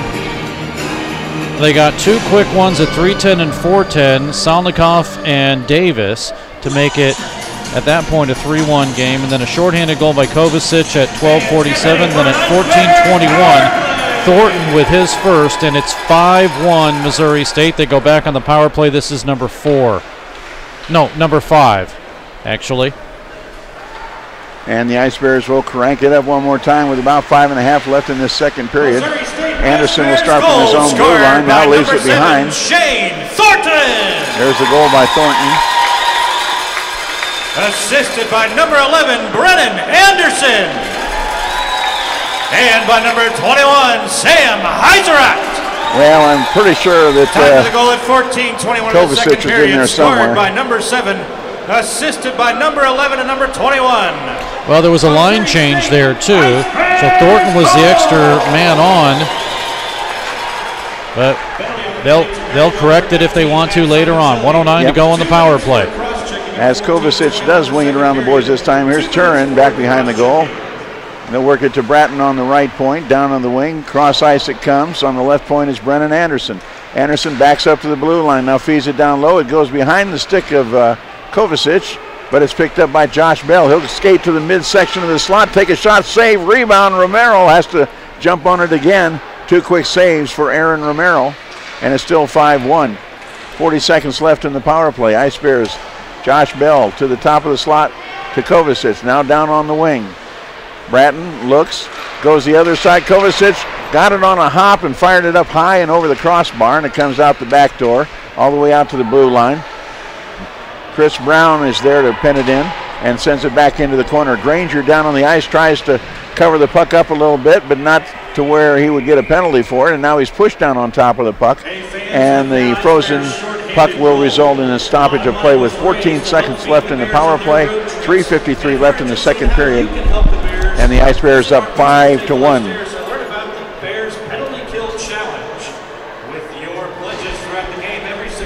27-12 shots on goal in favor of the Ice Bears. And they still have 14 seconds left in the power play. They win the face-off. It'll be O'Brien with the shot shortly after the face-off into the glove of Romero. Still 9 seconds left on the power play opportunity. Glad you could join us tonight on WestSportsRadio.com. Alex Tom, our videographer for tonight's game. I'm Dan Lee. Steve Casson handles the ice on the other end. And a one-timer off the face-off by Smith. Goes a little bit wide to the left. It comes back out as the penalty expires. Shot on goal, save Romero. Rebound is loose, comes out to the corner. And now we're going to get a whistle and a cross-check down low. Well, you know, Dollar Sunday. Oh, yeah, tomorrow. And I forgot. Sundays on Sunday. And I forgot to get mine today. Because, and I forgot to tell you, Dan, all you had to do was say, I was at the game. That's all you got to say, huh? Yeah, I was at the game. Don't need a stamp or anything? Well, you have to prove you were at the game. You need to know the score. Okay. Well, that's easy enough to do. Here's the Ice Bears and Maryville now skating 5-on-5 with 3.5 left here in the second period. It's 5-1 Ice Bears. Missouri State with the puck. They'll dump it in. Barrett will give chase. Romero playing it with Barrett, breathing down his neck. Got it out of there. Comes away to Heiseroth, and Sam will carry it back deep into the corner. Goes around to Barrett on the other side. Barrett will cut back behind the goal. Gets pinned along the boards. Still has it. Still fighting hard. Comes around the other side. Now centers a pass through. It's right there at the top of the crease, and nobody could get a stick on it. It's finally swiped aside. Here's another shot in. A little bit wide save. Rebound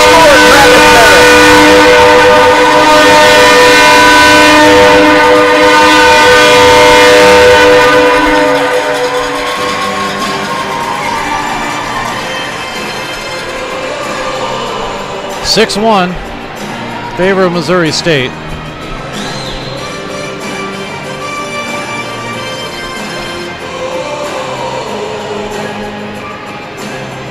Things starting to fly away from Maryville at the moment. What a great first period they played, a 1-1 tie after one. But it's been all Ice Bears here in this second period as Chris Brown goes back to work for the Ice Bears. Barrett's third goal of the season. Got 2 last night, you're right, yeah. Missouri State Ice Bears goal scored by number 12, Travis Barrett. Assisted by number 15, Zane O'Brien. And by number 9, Jordan Bratton. Time of the goal at 17:14 of the second period.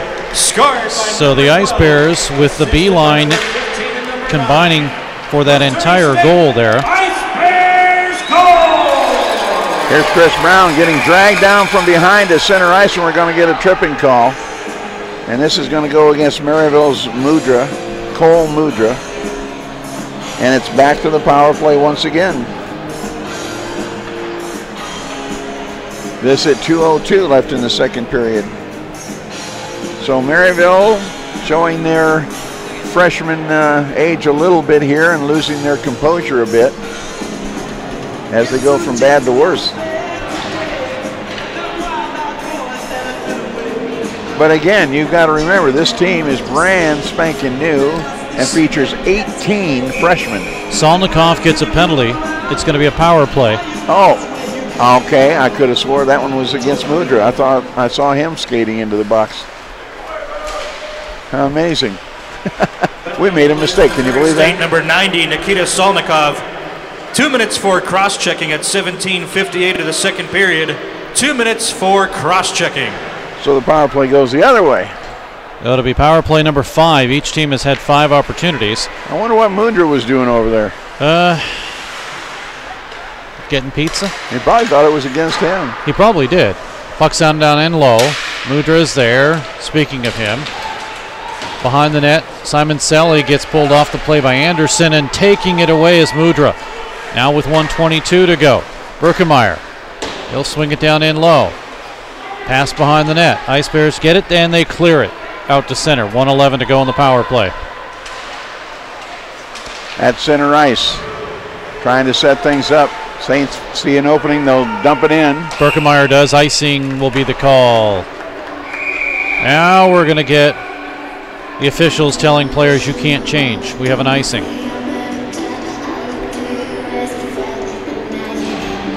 Face-off will come back down into the Saints zone. Our next broadcast will be Missouri State as they play the University of Alabama next Friday, September 14th. Division I play. We'll have it for you right here on Web Sports Radio and on KBFL, AM and FM here in Springfield. Thanks for tuning in on both of those. So with about a second or two difference, the power play will expire before the period. But meanwhile, getting his stick held was the Ice Bears' Derek Smith. Now to go cross ice to Berkemeyer. 42 seconds remaining. Puck to the corner, and the Ice Bears break a 2-on-2. Here's Lounder working with Perron. He gets it to Perron, and he fanned on the shot as he cruised in unabated.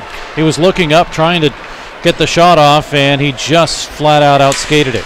Now the puck sent down in front, and as Brown is there, he'll flip it to the corner. Still held in. Bouncing puck.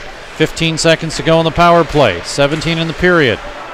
Now down to Perron. Line change, just a short one for the Saints. And finally the Ice Bears clear it out. 5 seconds to go. Now one last opportunity for Gregory. Passed over, but that'll do it. Can't get a shot off. Was Spencer Turner. 6-1 in favor of Missouri State. Goals here in the second. There were 5. Salnikov, Davis, Kovacic shorthanded, Thornton, and Barrett. Salnikov's goal right off the face-off,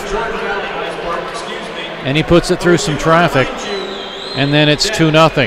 Heiseroth, similar situation. It was off the face-off, gets a drive in, and Missouri State is up by a score of 3-1. Then Andrew Kovacic gets into the scoring. Comes out of the corner, and a nice pass over. That was actually Bell to him. And then Thornton gets a goal. His first for Missouri State. Just a nice top shelf goal. Missouri State then has a 5-1 lead. And the final goal of the period, which will go to Barrett. And Missouri State goes into the locker room right now as we await the third period with a 5-goal advantage. Shots on goal in the second period. The combination of Shuck and Griffin only faced, is this right, Dan, 4 shots for a 2-period total of 12. Yeah, that's what I'm showing. That's what the board's showing. And too. Romero faced 20, 2-period total of 31. Power plays, Missouri State 1 for 5. Saints of Maryville are 1 for 5. In fact, Steve, I'm showing all 12 shots on Brady Griffin. I don't think there's been an actual shot on goal levied against Shuck. There has not at this point, if Griffin had all 12 prior to Shuck coming in. Yeah. So that's the way we stand right now. We'll take a break, and when we come back, talk to Matt Matty, who's been on a line right now that has been tearing it up with Nikita Salnikov, Hunter Cooley, Matt Matty centering that line. We'll do it in just a moment. 6-1 after 40 minutes of play, Missouri State and Maryville. We'll be back.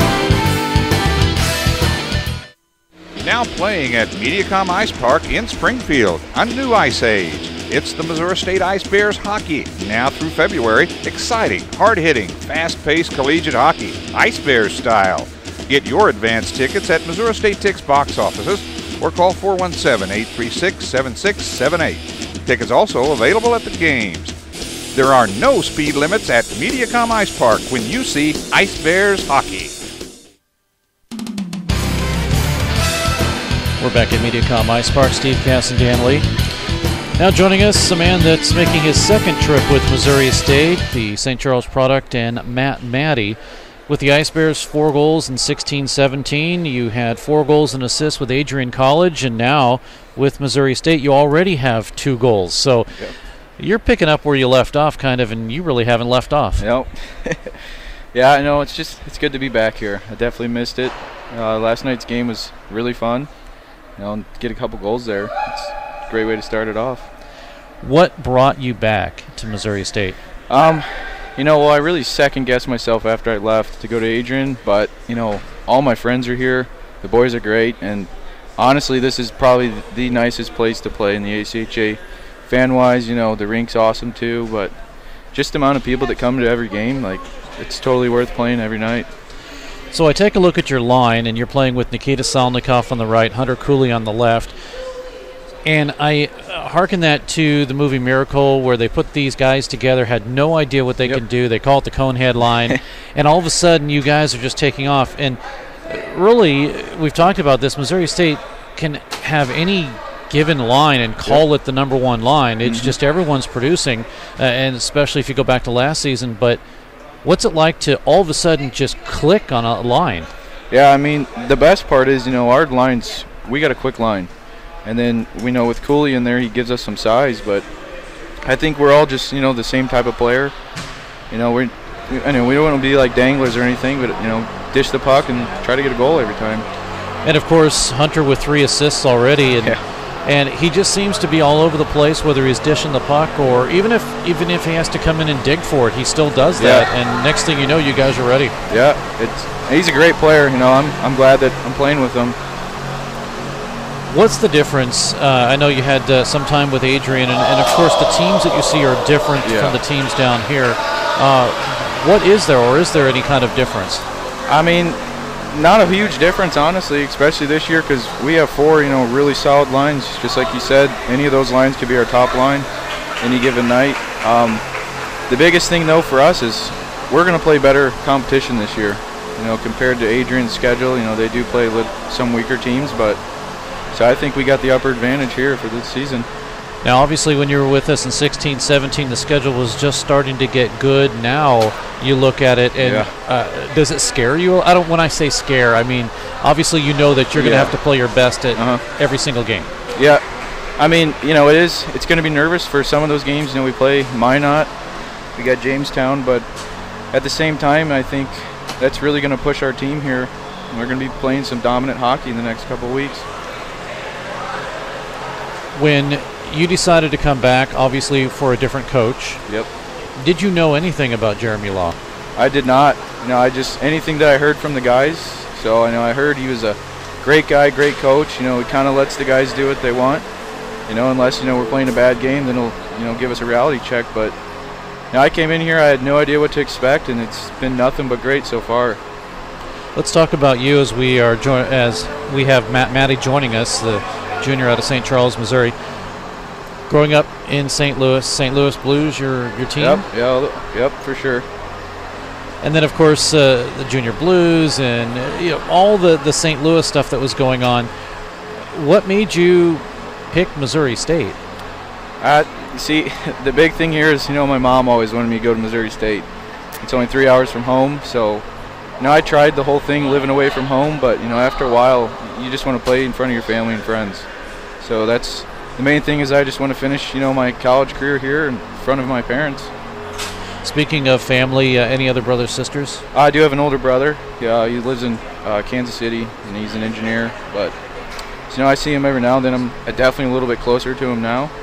But does he play hockey or? Nope, he does not play any sports, but he's a very smart individual. Okay, so he's more into the books versus anything else. So there's never really that rivalry. Yeah, nope. When we were 8, 9, 10 years old, we definitely rivaled over some of that stuff, but he definitely has the whole books over me, that's for sure. Matt Matty joining us. When you were growing up, was hockey always your favorite sport?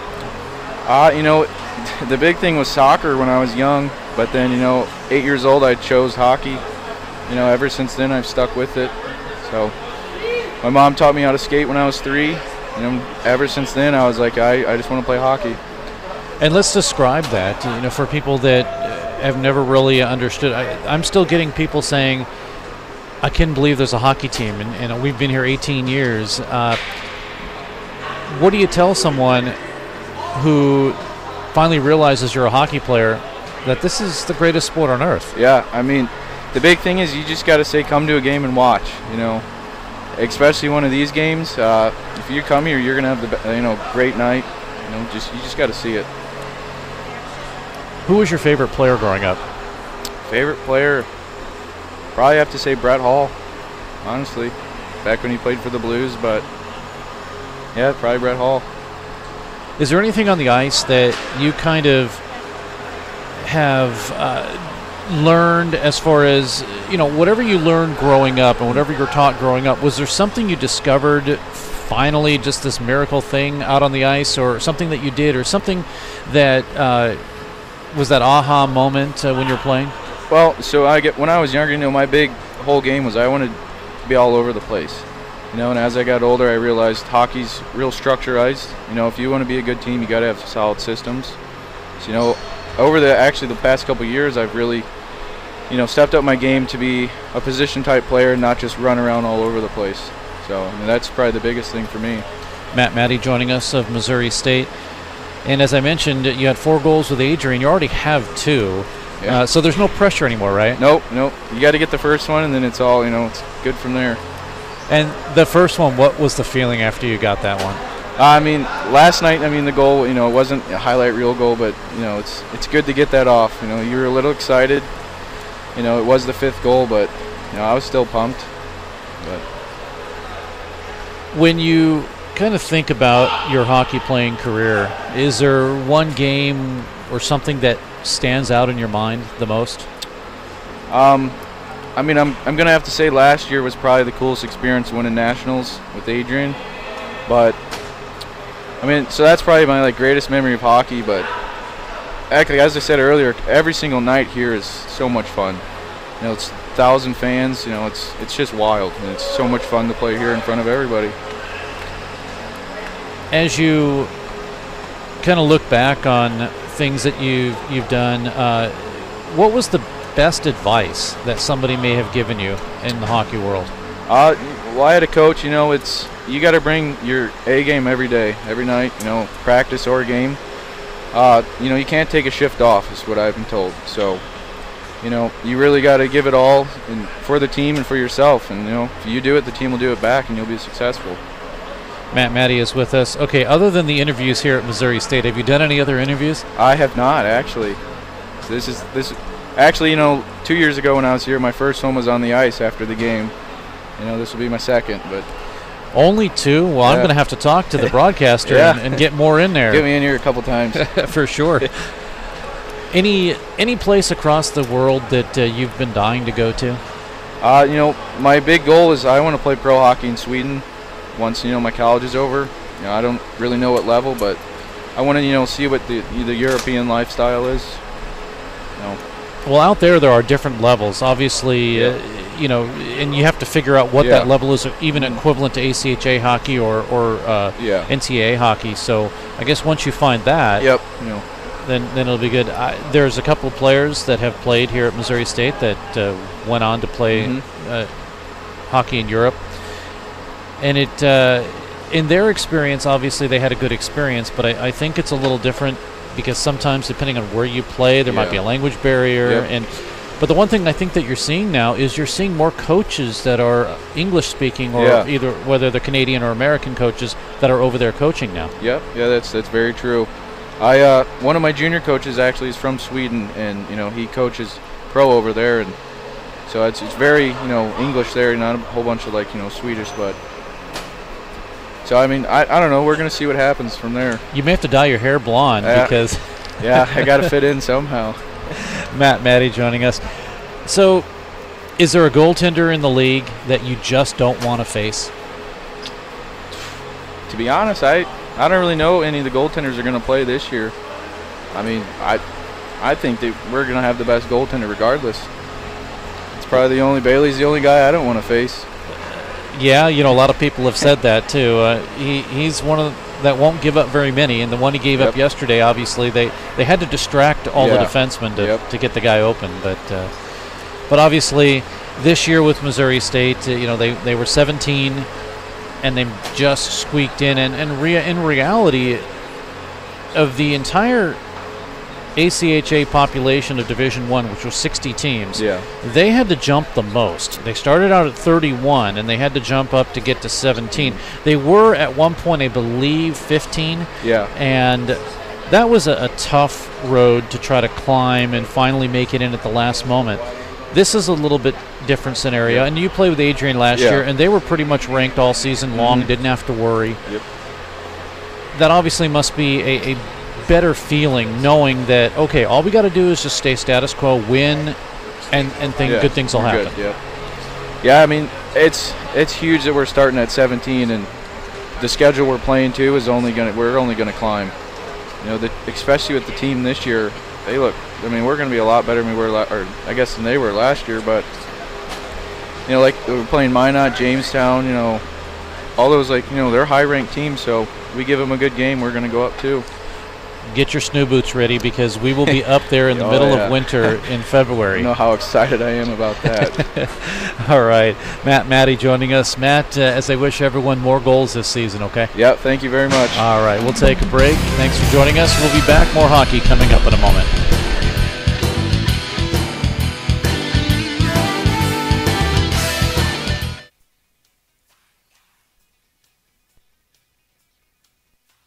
We all love the fajitas.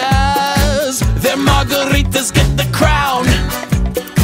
Don't forget the quesadillas. It's the best Mexican food in town. Now your favorite Mexican restaurant is open on Sunday. Yes, Maria's Downtown is open on Sunday. So bring your family and friends and enjoy Mexico with us 7 days a week. Hold on to your salsa and your chips.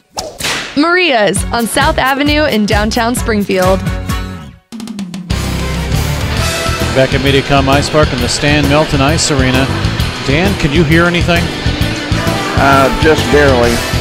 I don't know if it's possible to turn up a train horn, but I think they did it somehow this year.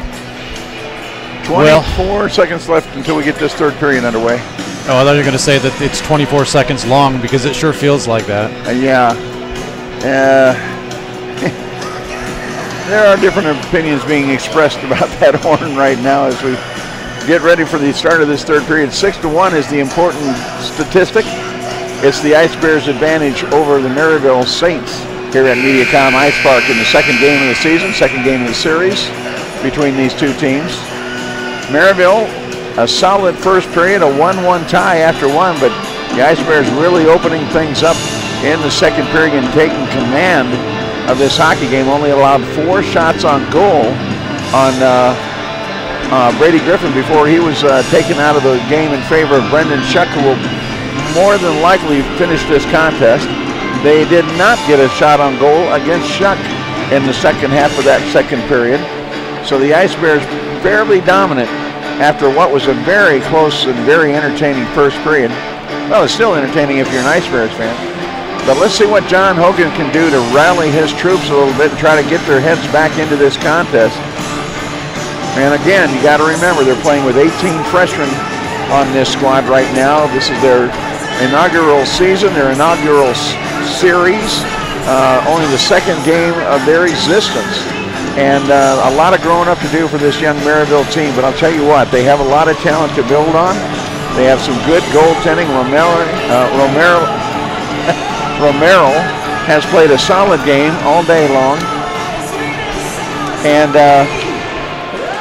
well, while you're figuring out how to get the headset set up for our post-game interview, Missouri State skating from the left to the right, and from the right to the left it is Maryville.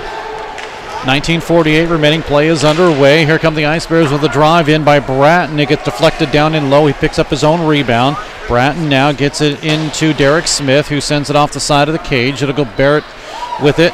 Here's Barrett, nice move, comes down the middle looking for somebody instead. Cross-ice pass from Heiserode to Derek Smith, and a big save there. I'll tell you what, Aaron Romero has been playing very, very well for the amount of rubber he's seen here today.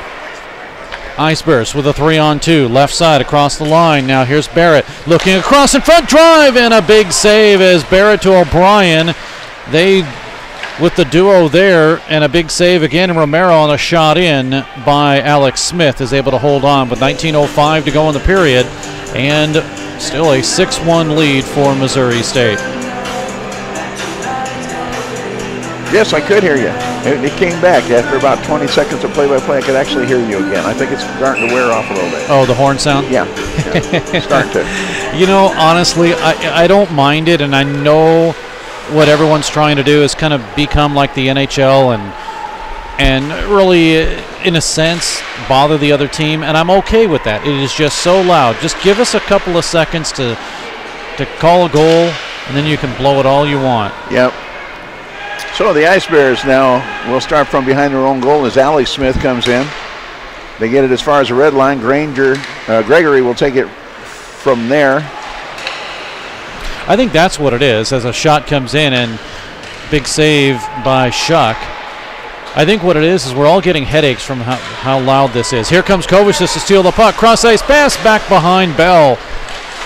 Comes out to center ice as Mudra was sliding down and inadvertently kicked it out to center ice. And actually it is proven that physiologically loud noises such as that can actually cause physical excruciation. Well, I'm excruciated at this point. I do have a headache.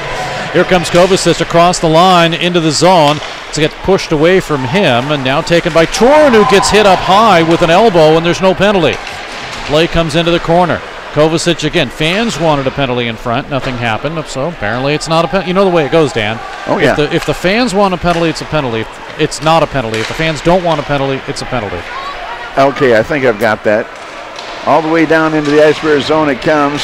Pinning his man on the boards is Jared Viggers, and they'll pile it up there trying to get possession of that puck.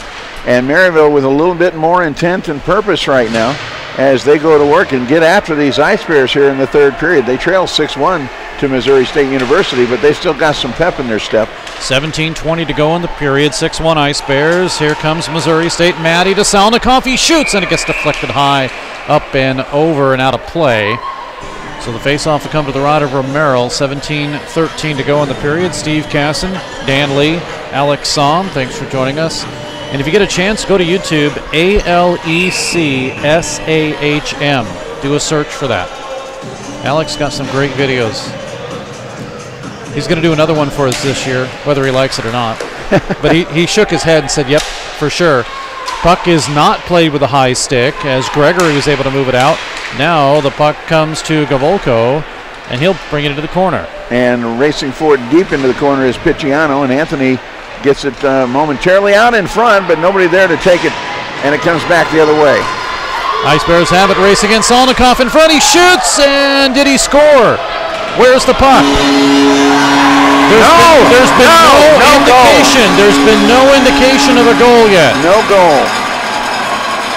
The officials was right say there. No, that was a good stop by Romero. He had it up underneath his chest as he laid sprawled out on the ice. There was no doubt when he got up that the puck had never gone any further than that, and that is a wonderful save by Romero and not a goal by the Ice Bears. I don't know where that came from, but he covered that puck and smothered it. No goal.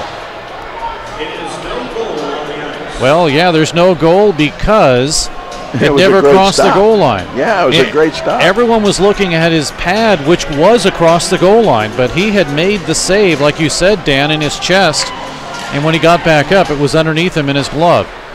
So we're still at 6-1. That was a heck of an acting job by the Ice Bears, though. They all sold that one, didn't they? Well, they sold the scorekeeper who blew the horn for the goal. Puck is now back in the Saints zone, and Gregory with it. And a nice defensive effort puts it back down on the ice for Shane Thornton, but we're going to have a whistle here along the near board. Puck may have flipped up into the netting, or what are we going to get?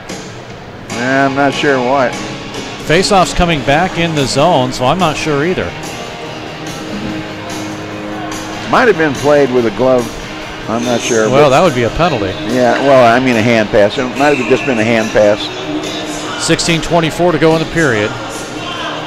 And a 6-1 lead for Missouri State.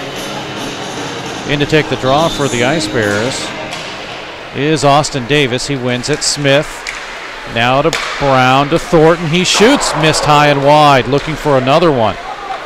Puck cleared out to center, and a lead pass to Smith, and what do we have? I guess they said Smith played it with a high stick. That's all I can think of at the moment. But boy, it sure messed up an opportunity for Maryville. Yeah, I think the officials realized they made a mistake. They're going to bring the face-off in the Missouri State zone. They realized they made a mistake. Oh man, that could have been a golden opportunity for the Saints. Could have been a great opportunity for them. So a little fortune falls Missouri State's way on top of everything else here. Simon Selly came in to take the draw. He is in the record books. Dan, trivia question. Who's the first player to score a goal for Maryville University? Let me think. Maybe Simon Selly? Oh, I think you're right. You're batting 1,000. Here's a drive in and a save as the Ice Bears Barrett got a shot. 15:51 to go. You know, that may be the only trivia question you've ever asked me that I've actually gotten right. Yeah, unless it had something to do with racing. That's true. True or false? NASCAR's done for. Oh, we're not getting into that right now. 15:33 left here in the third period. A 6-1 Missouri State University Ice Bear lead. Well, okay, it's not done for, but there is some failing ratings. And a couple of teams are losing sponsorships. Just can't leave it alone, can you? 15:20 to go in the period. 6-1 Missouri State. Now out of his own zone, Berkemeyer with a pass. And Matt is going to go to the bench for a change as his teammates chase after the puck, and they do get there momentarily. Now a nice swipe by Stavro, but he lost it off of his stick as he tried to do a spinorama. Then he lost his stick. Here's Turin with the puck. He'll have it as the Ice Bears change, drive in, glove down, save, rebound into the corner. Romero stops that one. Now we come again with another drive that gets deflected up and out of play. It should stay in the zone because it was deflected off of the stick of Stavro. 14:46 to go in the period. Now, you still have to look at Aaron Romero. He's faced 35 shots. He's given up 6, but he still has played very well. He's had to make some phenomenal saves. Yeah, absolutely. Off the draw, the Ice Bears have it. Kovacic comes up the middle, broken up, taken away. Stavro let it go. Now Songstad is there, but Bell will come in for Missouri State. He'll chase it all the way around the net. Gets it to the near side boards. Turin is there to stop it. Up the middle to Bell. Nobody there. Broken up by Kevin Gregory out of St. Louis. Played for Midland Division I last season. Bell in front to Turin. Hit the crossbar. Maybe the post, actually, then the crossbar. Puck behind the net. 14:20 to go in the period. And a 6-1 lead for Missouri State. Drive in, that's tipped behind Turin. Now it'll come into the corner to Gregory. Banks it off the boards. The Ice Bears steal. Kovacic to Bell. 3-on-1. Here's Turin. He misses just wide as Romero was stretching to try to make the save, but it was missed wide. Puck out to center ice. Karinji on his move to the right-hand side. Goes into the corner, leaves it behind for Stavro with a shot and a good stick save. That time from Brendan Shuck. It comes back outside the zone. Dylan Carroll will play it to Picciano. Quick change for Maryville. Ice Bears chip it up to the line. Can't get it forwarded there. Now they'll go back to the defense, and Anderson will skate in. This is Brennan Anderson, the captain. He shoots, glove save by Romero. He'll hold on. Yeah, got to remember there's more than one Anderson now. 13:28, and they're playing on the same defensive line. What was it? Who was telling us before the game the difference in how they referred to Alex Smith and Derek Smith? One was Smithy and one was Smither. Yeah, Smitty and Smither. Yeah, Smitty and Smither. Yeah, and that's where I said, well, that was Brendan Shuck, and I said, well, why don't you call the Andersons A, B, and BA or something like that? You know? Yeah. We'll get all the nicknames straight by the time the midseason rolls around. Well, it's interesting how hockey players have nicknames for they all have them. players. I don't think there's a player that actually goes by their real name, is there? I don't know. I've been called A.H. before. A.H.? Yeah, just I won't even get into what that is. Come on. Meanwhile, 6-1 Missouri State. Heiserode gets a drive in, and it's deflected, that is, and cleared out to center. Heiserode will retrieve. Gives it to Derek Smith. Smith banks it off the boards, looking for Cooley. He's got the puck on the stick, starts up right wing. Across the line, Cooley, who's been kind of silent in today's game. Cooley behind the net. Simon Selly puts a hand on him. Cooley with it, gets it in front, up the middle to Matty, and Matty will circle. Gets a drive in that's deflected up and into the netting. We'll have the face-off stay in the zone. 12:40 to go. 37-14 to the shots. Steve Gasson, Dan Lee, Alex Somm with you. Thanks for tuning in on Web Sports Radio. Missouri State, after this game, they will be home with University of Alabama next Friday. For Maryville, they have a Wednesday game. Next Wednesday, they play in Columbia, or Jeff City actually is where they play, with the University of Missouri. So they're right at it next Wednesday. Puck to the corner, now to Smith, right side, drive high, up over the net. Now goes to Turner. Played for the Marquette Mustangs. Puck is cleared out to center ice, and Mudra with it. Mudra 1-on-2, looks in, toe drag, doesn't work. He gets corralled by Barrett with a little bit of help, and the puck comes up to the blue line, now knocked back in. This will be a delayed offside, and it'll be taken away by Austin Davis. Line change, and that gives Thornton an opportunity with a drive in and a save by the blocker of Romero. Far side, Davis, or make that Lounder. Lounder with it. Chad looking in front. Wrap around, and it's deflected into the corner. Good play by Hunter Fegans to deflect it. Now to the far side. Rattles there. Stays in. Left side drive. Save. Romero again. That one came off of Alex Smith. Will he do it again? Smith, no, instead sends it down in low. 11:29 to go in the period. 6-1 Missouri State. Songstad will have it. He'll bank it out to center ice. And now here's a lead pass to Karinji. We're going to get a penalty. It's behind the play. It is a penalty against Missouri State. Going immediately to the box, Chris Brown for interference. This will be power play number 6, if I'm looking at that right? Yes.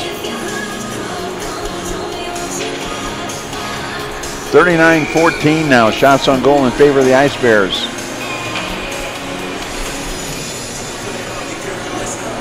Mudra will go to the face-off circle. Like number 9 is Bratton, and he'll go with him, and it is won by Bratton. And the puck bounces off the boards and all the way down. Where it'll be Romero to stop it.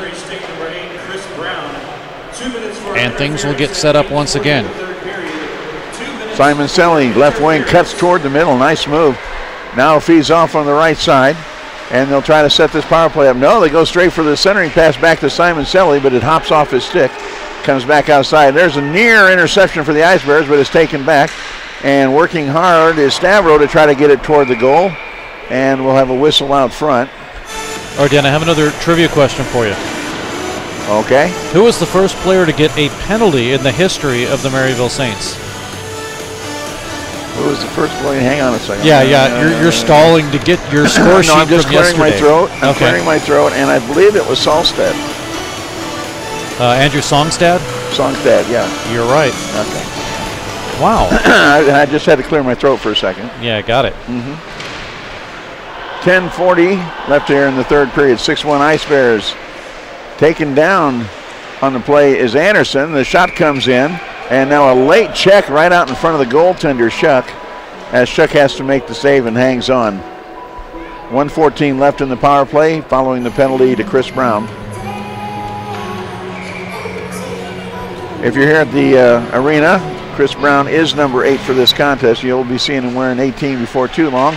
He had to wait for a certain young man to give that number up from last year. And then they had to get it in his size. Well, the new jerseys will be in. Missouri State will have new jerseys come next weekend. And Viggers is on the move from, Maryville, and a beautiful drop pass to Gregory. They'll get it into the zone on the right-hand side, but a good defensive play on the other end by Anderson to break up the motion. And it comes all the way around to Heiserode. Sam will wing it back around the glass, but is held in at the point. Maryville sends it through the slot. Nobody there. Picked up by Heiserode. He'll bang it hard off the boards, and away it goes on goal. On the other end, Romero will have to make the save. Gets it quickly out to Gregory. They try to catch Missouri State in a line change and do. And here's Songstad trying to work it in. He gets blocked off the play by Landers. It comes back out to the left-hand side. Now back into the corner. They'll fight for it there. Here's Solange Shafara. He's got the lone goal for Maryville tonight. He can't hang on to it as we get down under 6 seconds on the power play. The Ice Bears take the puck back, and they'll get a quick line change as O'Brien skates in. With 9:20 to go in the period, 6-1 Missouri State. And a good play there by Hunter Cooley to break it up, and he gets his own puck. Gives it over to O'Brien. Cooley with it. Now sends it out to Bell on the ice. He shoots, tipped in front. Save, rebound, nobody there for Missouri State. Now a backhander by O'Brien, and he just missed it wide. Henson gave him some trouble, and the puck is cleared out to center. Ricochets like a pinball off of a couple of skates. Now back to Bell. He'll have it across the line, move it to the far side. Bell looking around Glowolko, and it's out to center ice. 8:46 to Bell in front of the Maryville bench. Now to Turin, poked away from him by Carroll, and it's out to center ice.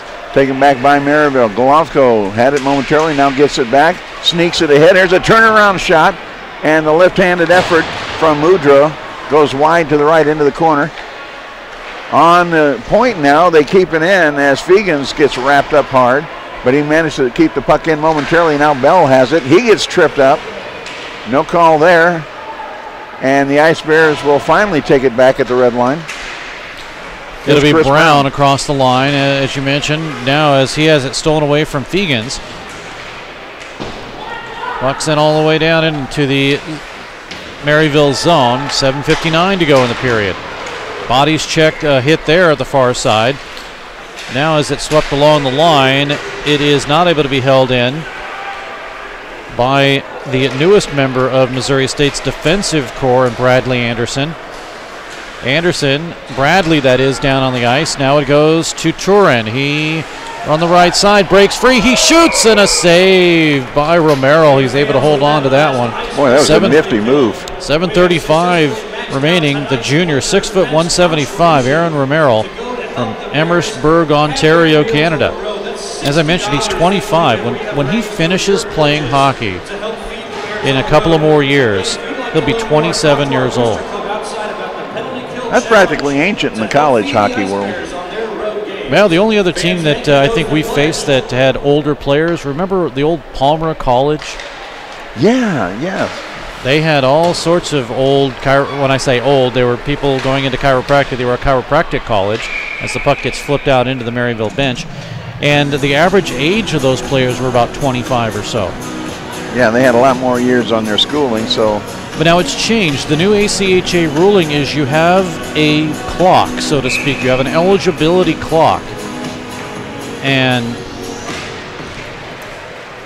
so you will not see much older players. It's once you register for college, you're done. You have to play in that specific amount of time. You can't just wait. Like, in other words, as the puck is stolen and taken away by Karinji, and Karinji skates in against Heiserode. Couldn't quite get a strong shot off. It goes into the pads of Shuck, who could not find it for a moment. In fact, I'm not sure he ever found it until the whistle blew. So what this means, Dan, what I was trying to say with this new eligibility clock, it means even if you haven't played, if you're over a certain age, you're done, which means that I can't go take 12 units and go try to play.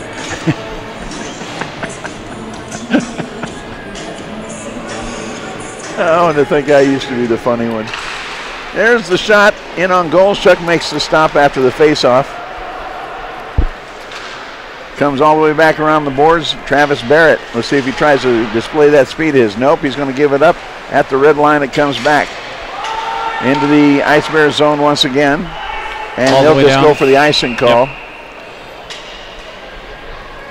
6:45 remaining. Faceoff will come back down into the Missouri State end of the ice. Well, I'm a little disappointed.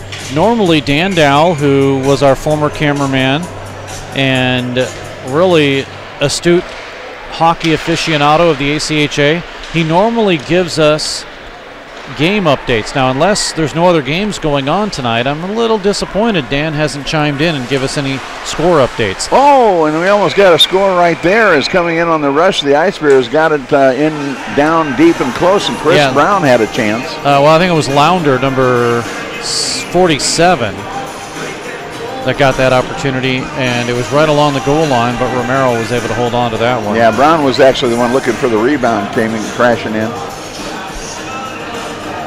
Well, yeah, you know, we did start this season a little bit early. Maybe there are no other real games going on right now that we know of. If I can, I'll see if I can check. And I believe there are just a couple. Carroll, after the face-off win, gets it over to Birkenmeyer out of Wentzville, Missouri. Played for the Timberland Wolves of the MSCHA. Puck now into the Missouri State zone across the line for Carroll. Broken up. We come the other way. Here's Nikita Salnikov. Salnikov breaks free. Bouncing puck. Right side, left side. Drive, save, rebound, and there is none as sprawling was Romero to keep it out of the net, and that is worthy of another look. Oh, man. I'll tell you what. Huge. Can he play on our team? Yeah, I think any coach would be proud to have this man in the pipes for him. See if we can take a look at that. The breakout starts out at center ice, and just a great play there. Huge play as we go back to live action. And the Ice Bears will take it back at center ice. Bradley Anderson tips it forward. Now it goes to Cooley left side, and they tried to pass it over to Matt Matty, and we come the other way. And that was actually Romero that stuck his stick out there and disrupted that pass as well, as the puck slides all the way down to Shuck on the other end, and he'll just collapse on top of it and stop play with 5:45 left here in the third period. 6-1 your score. Missouri State University with the advantage. Shots on goal now 43-16. Well, make it 17. They'll count that one as well. But that gives you an idea. You know, you look at 6 goals on the board and you think, well, the goaltender's not that good. No, he's had to stop 37 shots tonight, or it would be a lot worse than that. And some of those saves have been spectacular. In this period, Missouri State has doubled up on shots, 12-6. 6-1 is your score. Puck cleared all the way down into the Maryville zone, near side boards. Starvu with it. Cross ice pass, and in fact, he'll get it back and bring a 3-on-3 into the zone. Tried to go through one too many sets of legs and got tripped up just as he tried to spin a Here's Gregory with a shot, and this one is off the pads and off the side of the net. Now back out in front, taken by O'Brien, and we're going to have a whistle behind the play. It's in the corner. It's another penalty, and it will go against Missouri State. Going into the box for the Ice Bears. Did you notice the smile on Stavro as he skated up toward the penalty box? And he had this wicked little smile on his face like, I got him. It was kind of a mischievous smile like, yeah, I talked him into that one. Power play number 7 for the Saints. They are just 1 for 6.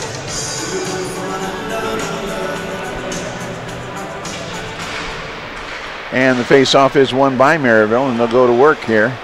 Henson tries a shot, blocked down. He gets the rebound back, sends this one flipping over the top of the goal. And now it's back out to the top of the slot. On the right side, Gregory cranks one up. This one is stopped by Shuck. They'll work it back down into the corner, try to feed it on the point. Gregory wants another try. No, he fakes the shot, goes to the wing. Here's a wrister, saved by Shuck. Rebound is kicked toward the corner. And the Ice Bears cannot clear it. Gregory does a good job on the point, does his job, keeps it in. Here's another try from the right side. This one off the side of the net, and finally they squeak it past Kevin Gregory, and down it comes. 4:20 remaining in the period. We have to joke with our PA announcer. His name is also Kevin Gregory.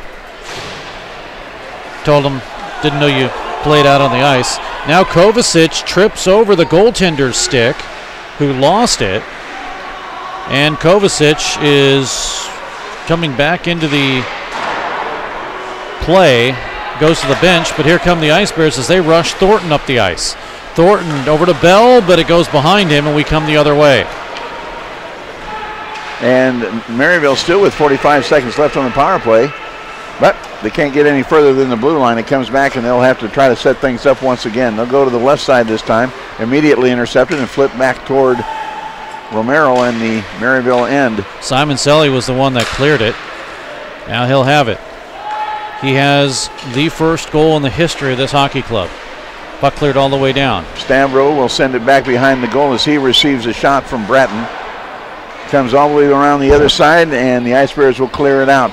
12 seconds left in the power play. 3:14 remaining. Puck cleared to the corner, now to Turin. He'll hold it in, right side, lost the puck, and that's one thing I've noticed the Ice Bears doing a lot, looking up and losing the puck, uncharacteristically. As Maryville will try one more time to dump it into the corner and chase it down. Can't get it done. The Ice Bears take control. Here's Turin once again. He will come into the zone along with Salnikov. Turin shoots, missed high and wide. Now Thornton down to Salnikov. Kicks it to himself, over to Turin. Now to Anderson. Looking for Smith. Instead, Anderson shoots, save Romero. Rebound in front, save again by Romero as Salnikov got the opportunity. Puck is taken by Trevor Henson, and he is able to get it out to center ice. Henson played for SIUE Division II squad last season. 2:27 to go. And I'll tell you right now, if Romero plays the way he's playing, and this team can kind of gel a little bit, click a little bit, and what they've shown today against Missouri State, I'm sure is going to be a different situation when they play against a Division II team. They're going to be someone to reckon with this year. Oh, yeah, they've only played one bad period today. As the puck comes in, the shot is loose after I thought Chuck had it, but somehow it scored it free. But thankfully, the defense there from Missouri State, and they'll come out 3-on-1. They do across the line to Salnikov. Now to Cooley. Great play by Figas to break it up. It goes behind the net. Over to Salnikov near side. 2:09 to go in the period. Puck stays on side. Drop down in low. Nobody there for Missouri State. Figas is there to clear it out to center ice and underneath the stick of Glavoco. But the Ice Bears will regain. In front of the Maryville bench, across the Maryville line. Here is Cooley again, gets pulled down, no penalty, play continues. Near side boards, Viggers is there. Far side, goes to Gregory. He played for Midland last season, 4 goals, 7 assists in 21 games for the squad. Now drive up in front, save, rebound, loose, where is it? And Romero makes the save, kicks out his pad and moves it to the side, and it's cleared all the way down, but not enough for icing. Sam Heiser will take it from back in the corner, gets quickly up ice. There's a long blast in by Smith. Derek couldn't make it happen. With 1:18 to go in the period. Here is Travis Barrett. Spins around, lost the puck. Barrett will regain control.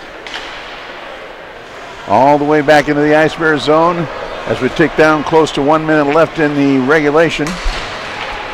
Ice Bears with some fresh skates. Here comes Bratton across the line. He shoots. He missed wide. Moved into the corner. Now O'Brien up the middle in front drive, and it's blocked in, and a score! Yeah, I think Bratton might have tipped it back in.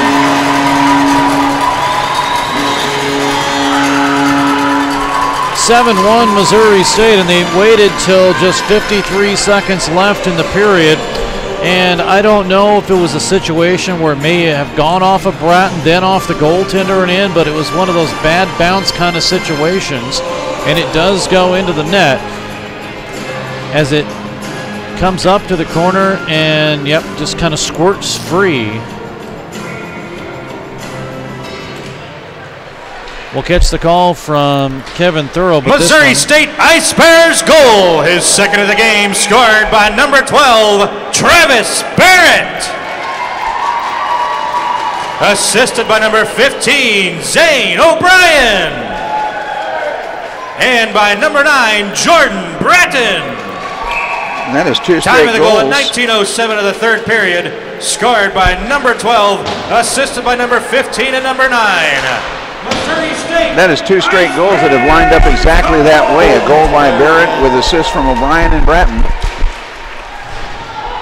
32 seconds remaining. Just found out that the Ice Bears player of the game will be Shane Thornton, even though the B line played very well tonight. You know, that's kind of typical with Missouri State. One line is hot, then the next night it's another line, and then you get a guy that gets his first goal of the season, Shane Thornton, and he'll be the player of the game with 7 seconds to go. Maryville will try one last time. Kareem G can't get it through the traffic. 2 seconds, one, and that'll do it from Mediacom Ice Park for tonight. The Ice Bears come away with their second win against no defeats in the early season. A 7-1 decision over a very game Division II Maryville Saints squad, who have a lot to hold their heads up about after this one. And good luck and best wishes to them in the rest of their career at Maryville University. Number 7, Shane. So Shane Thornton being announced as the player of the game, and we will talk to him in just a second. But Missouri State comes away with a 7-1 victory. They sweep the series. In the first period at 10:59, power play goal. First goal of the game goes to Solon Shafara, that is. He gets the power play goal. Henson and Gregory, it's 1-0 in favor of Maryville. Then the Ice Bears, 19:50 on a power play. Chris Brown, his first. Barrett and O'Brien with the assist. Then in the second period at 3:10, Salnikov his first. Maddie with the assist. At 4:10, it's Davis with Heiseroth and Lounder getting an assist. Then at 12:47, shorthanded, this is the goal by Kovacic, as Missouri State ends up at that point making it a 4-1 game. But we do have the player of the game on the ice amidst all of the fanfare here. But Shane Thornton joining us. And Shane, first time on the ice, you get a goal. Obviously the monkey's off the back. Everything's good from now, right? Oh, yeah.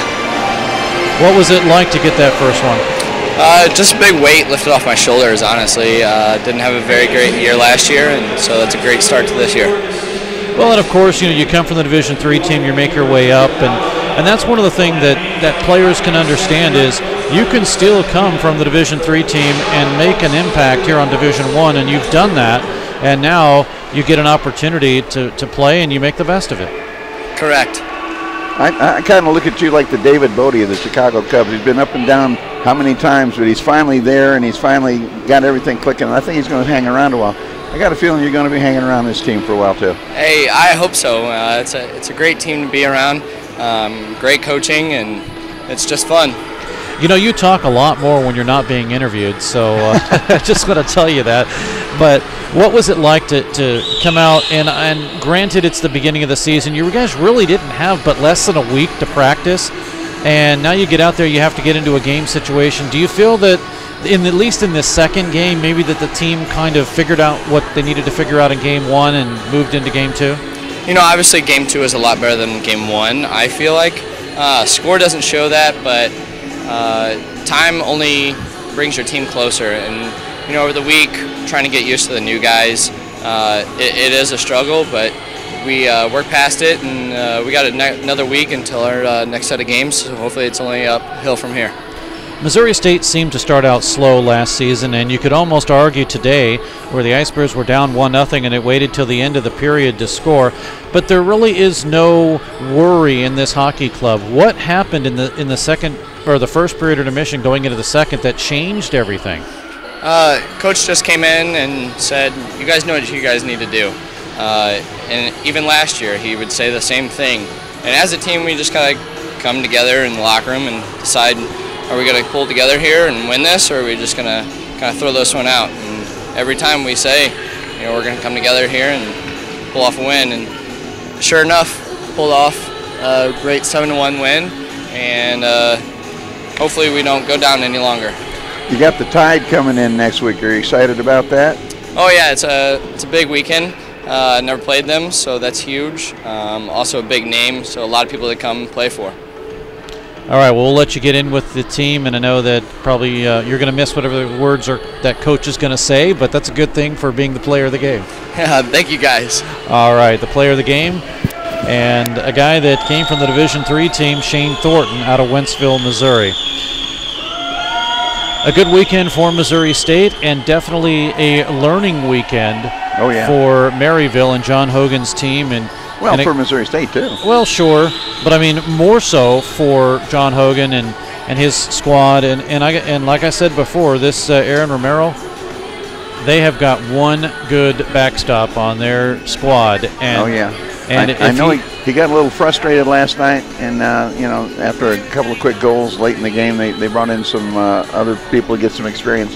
But it shows you the mentality of a good goaltender when he comes back the very next night and does as well as Romero did tonight. So he's got the right attitude. He's got all the right moves. He's a goodie. Made a lot of saves, and especially towards the end there on a couple of good saves that he had to come up big on. And can't say more about him, can't say more about this hockey club, and especially what they had to do with given the amount of time that they did not have to prepare. So we'll wait and see. Hopefully next year we'll have them again as another opponent, and it's one of those things that you look at hockey and you say you can only get better, right? Because at this point, from looking at the beginning of the season towards the end of the season, and that's what Missouri State did last year. They moved up from number 31 to number 17, and they made it into the Nationals, and I'm sure after season number 1, in which a new team is ineligible, but I think for when season number 2 comes, pedal to the metal for sure. Oh yeah, it's going to be a good one for them. So a couple of them under the belts, a little tune-up, big team coming in next week. That should do it here from Mediacom Ice Park, although we'll wrap up a couple of things here. Mentioned scoring, and again, Shafira with the first goal on a power play in the first period. Chris Brown ties it up for Missouri State on the power play. Salnikov at 3:10 of the second.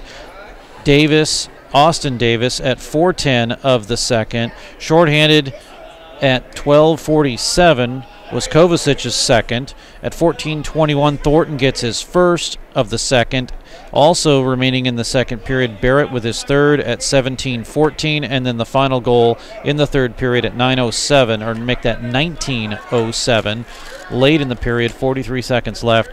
That was Barrett getting his fourth, second of the game. And on those last two goals, it was the B line. O'Brien and Bratton with the assist. 7-1 final score. Power plays, Missouri State 1 for 5, and the Saints of Maryville were 1 for 7. That'll do it from Mediacom Ice Park. Dan, give you about 10 seconds to sum everything up for the weekend. Looking forward to a great season. We got it off to a good start. It's going to be exciting. It will. I'm Steve Casson for Dan Lee and for Alex Somm. Thanks for tuning in. 7-1, the Ice Bears win and sweep the series. Until next week, good night, everyone. You've been listening to Missouri State Ice Bears hockey with your hosts, Steve Casson and Dan Lee.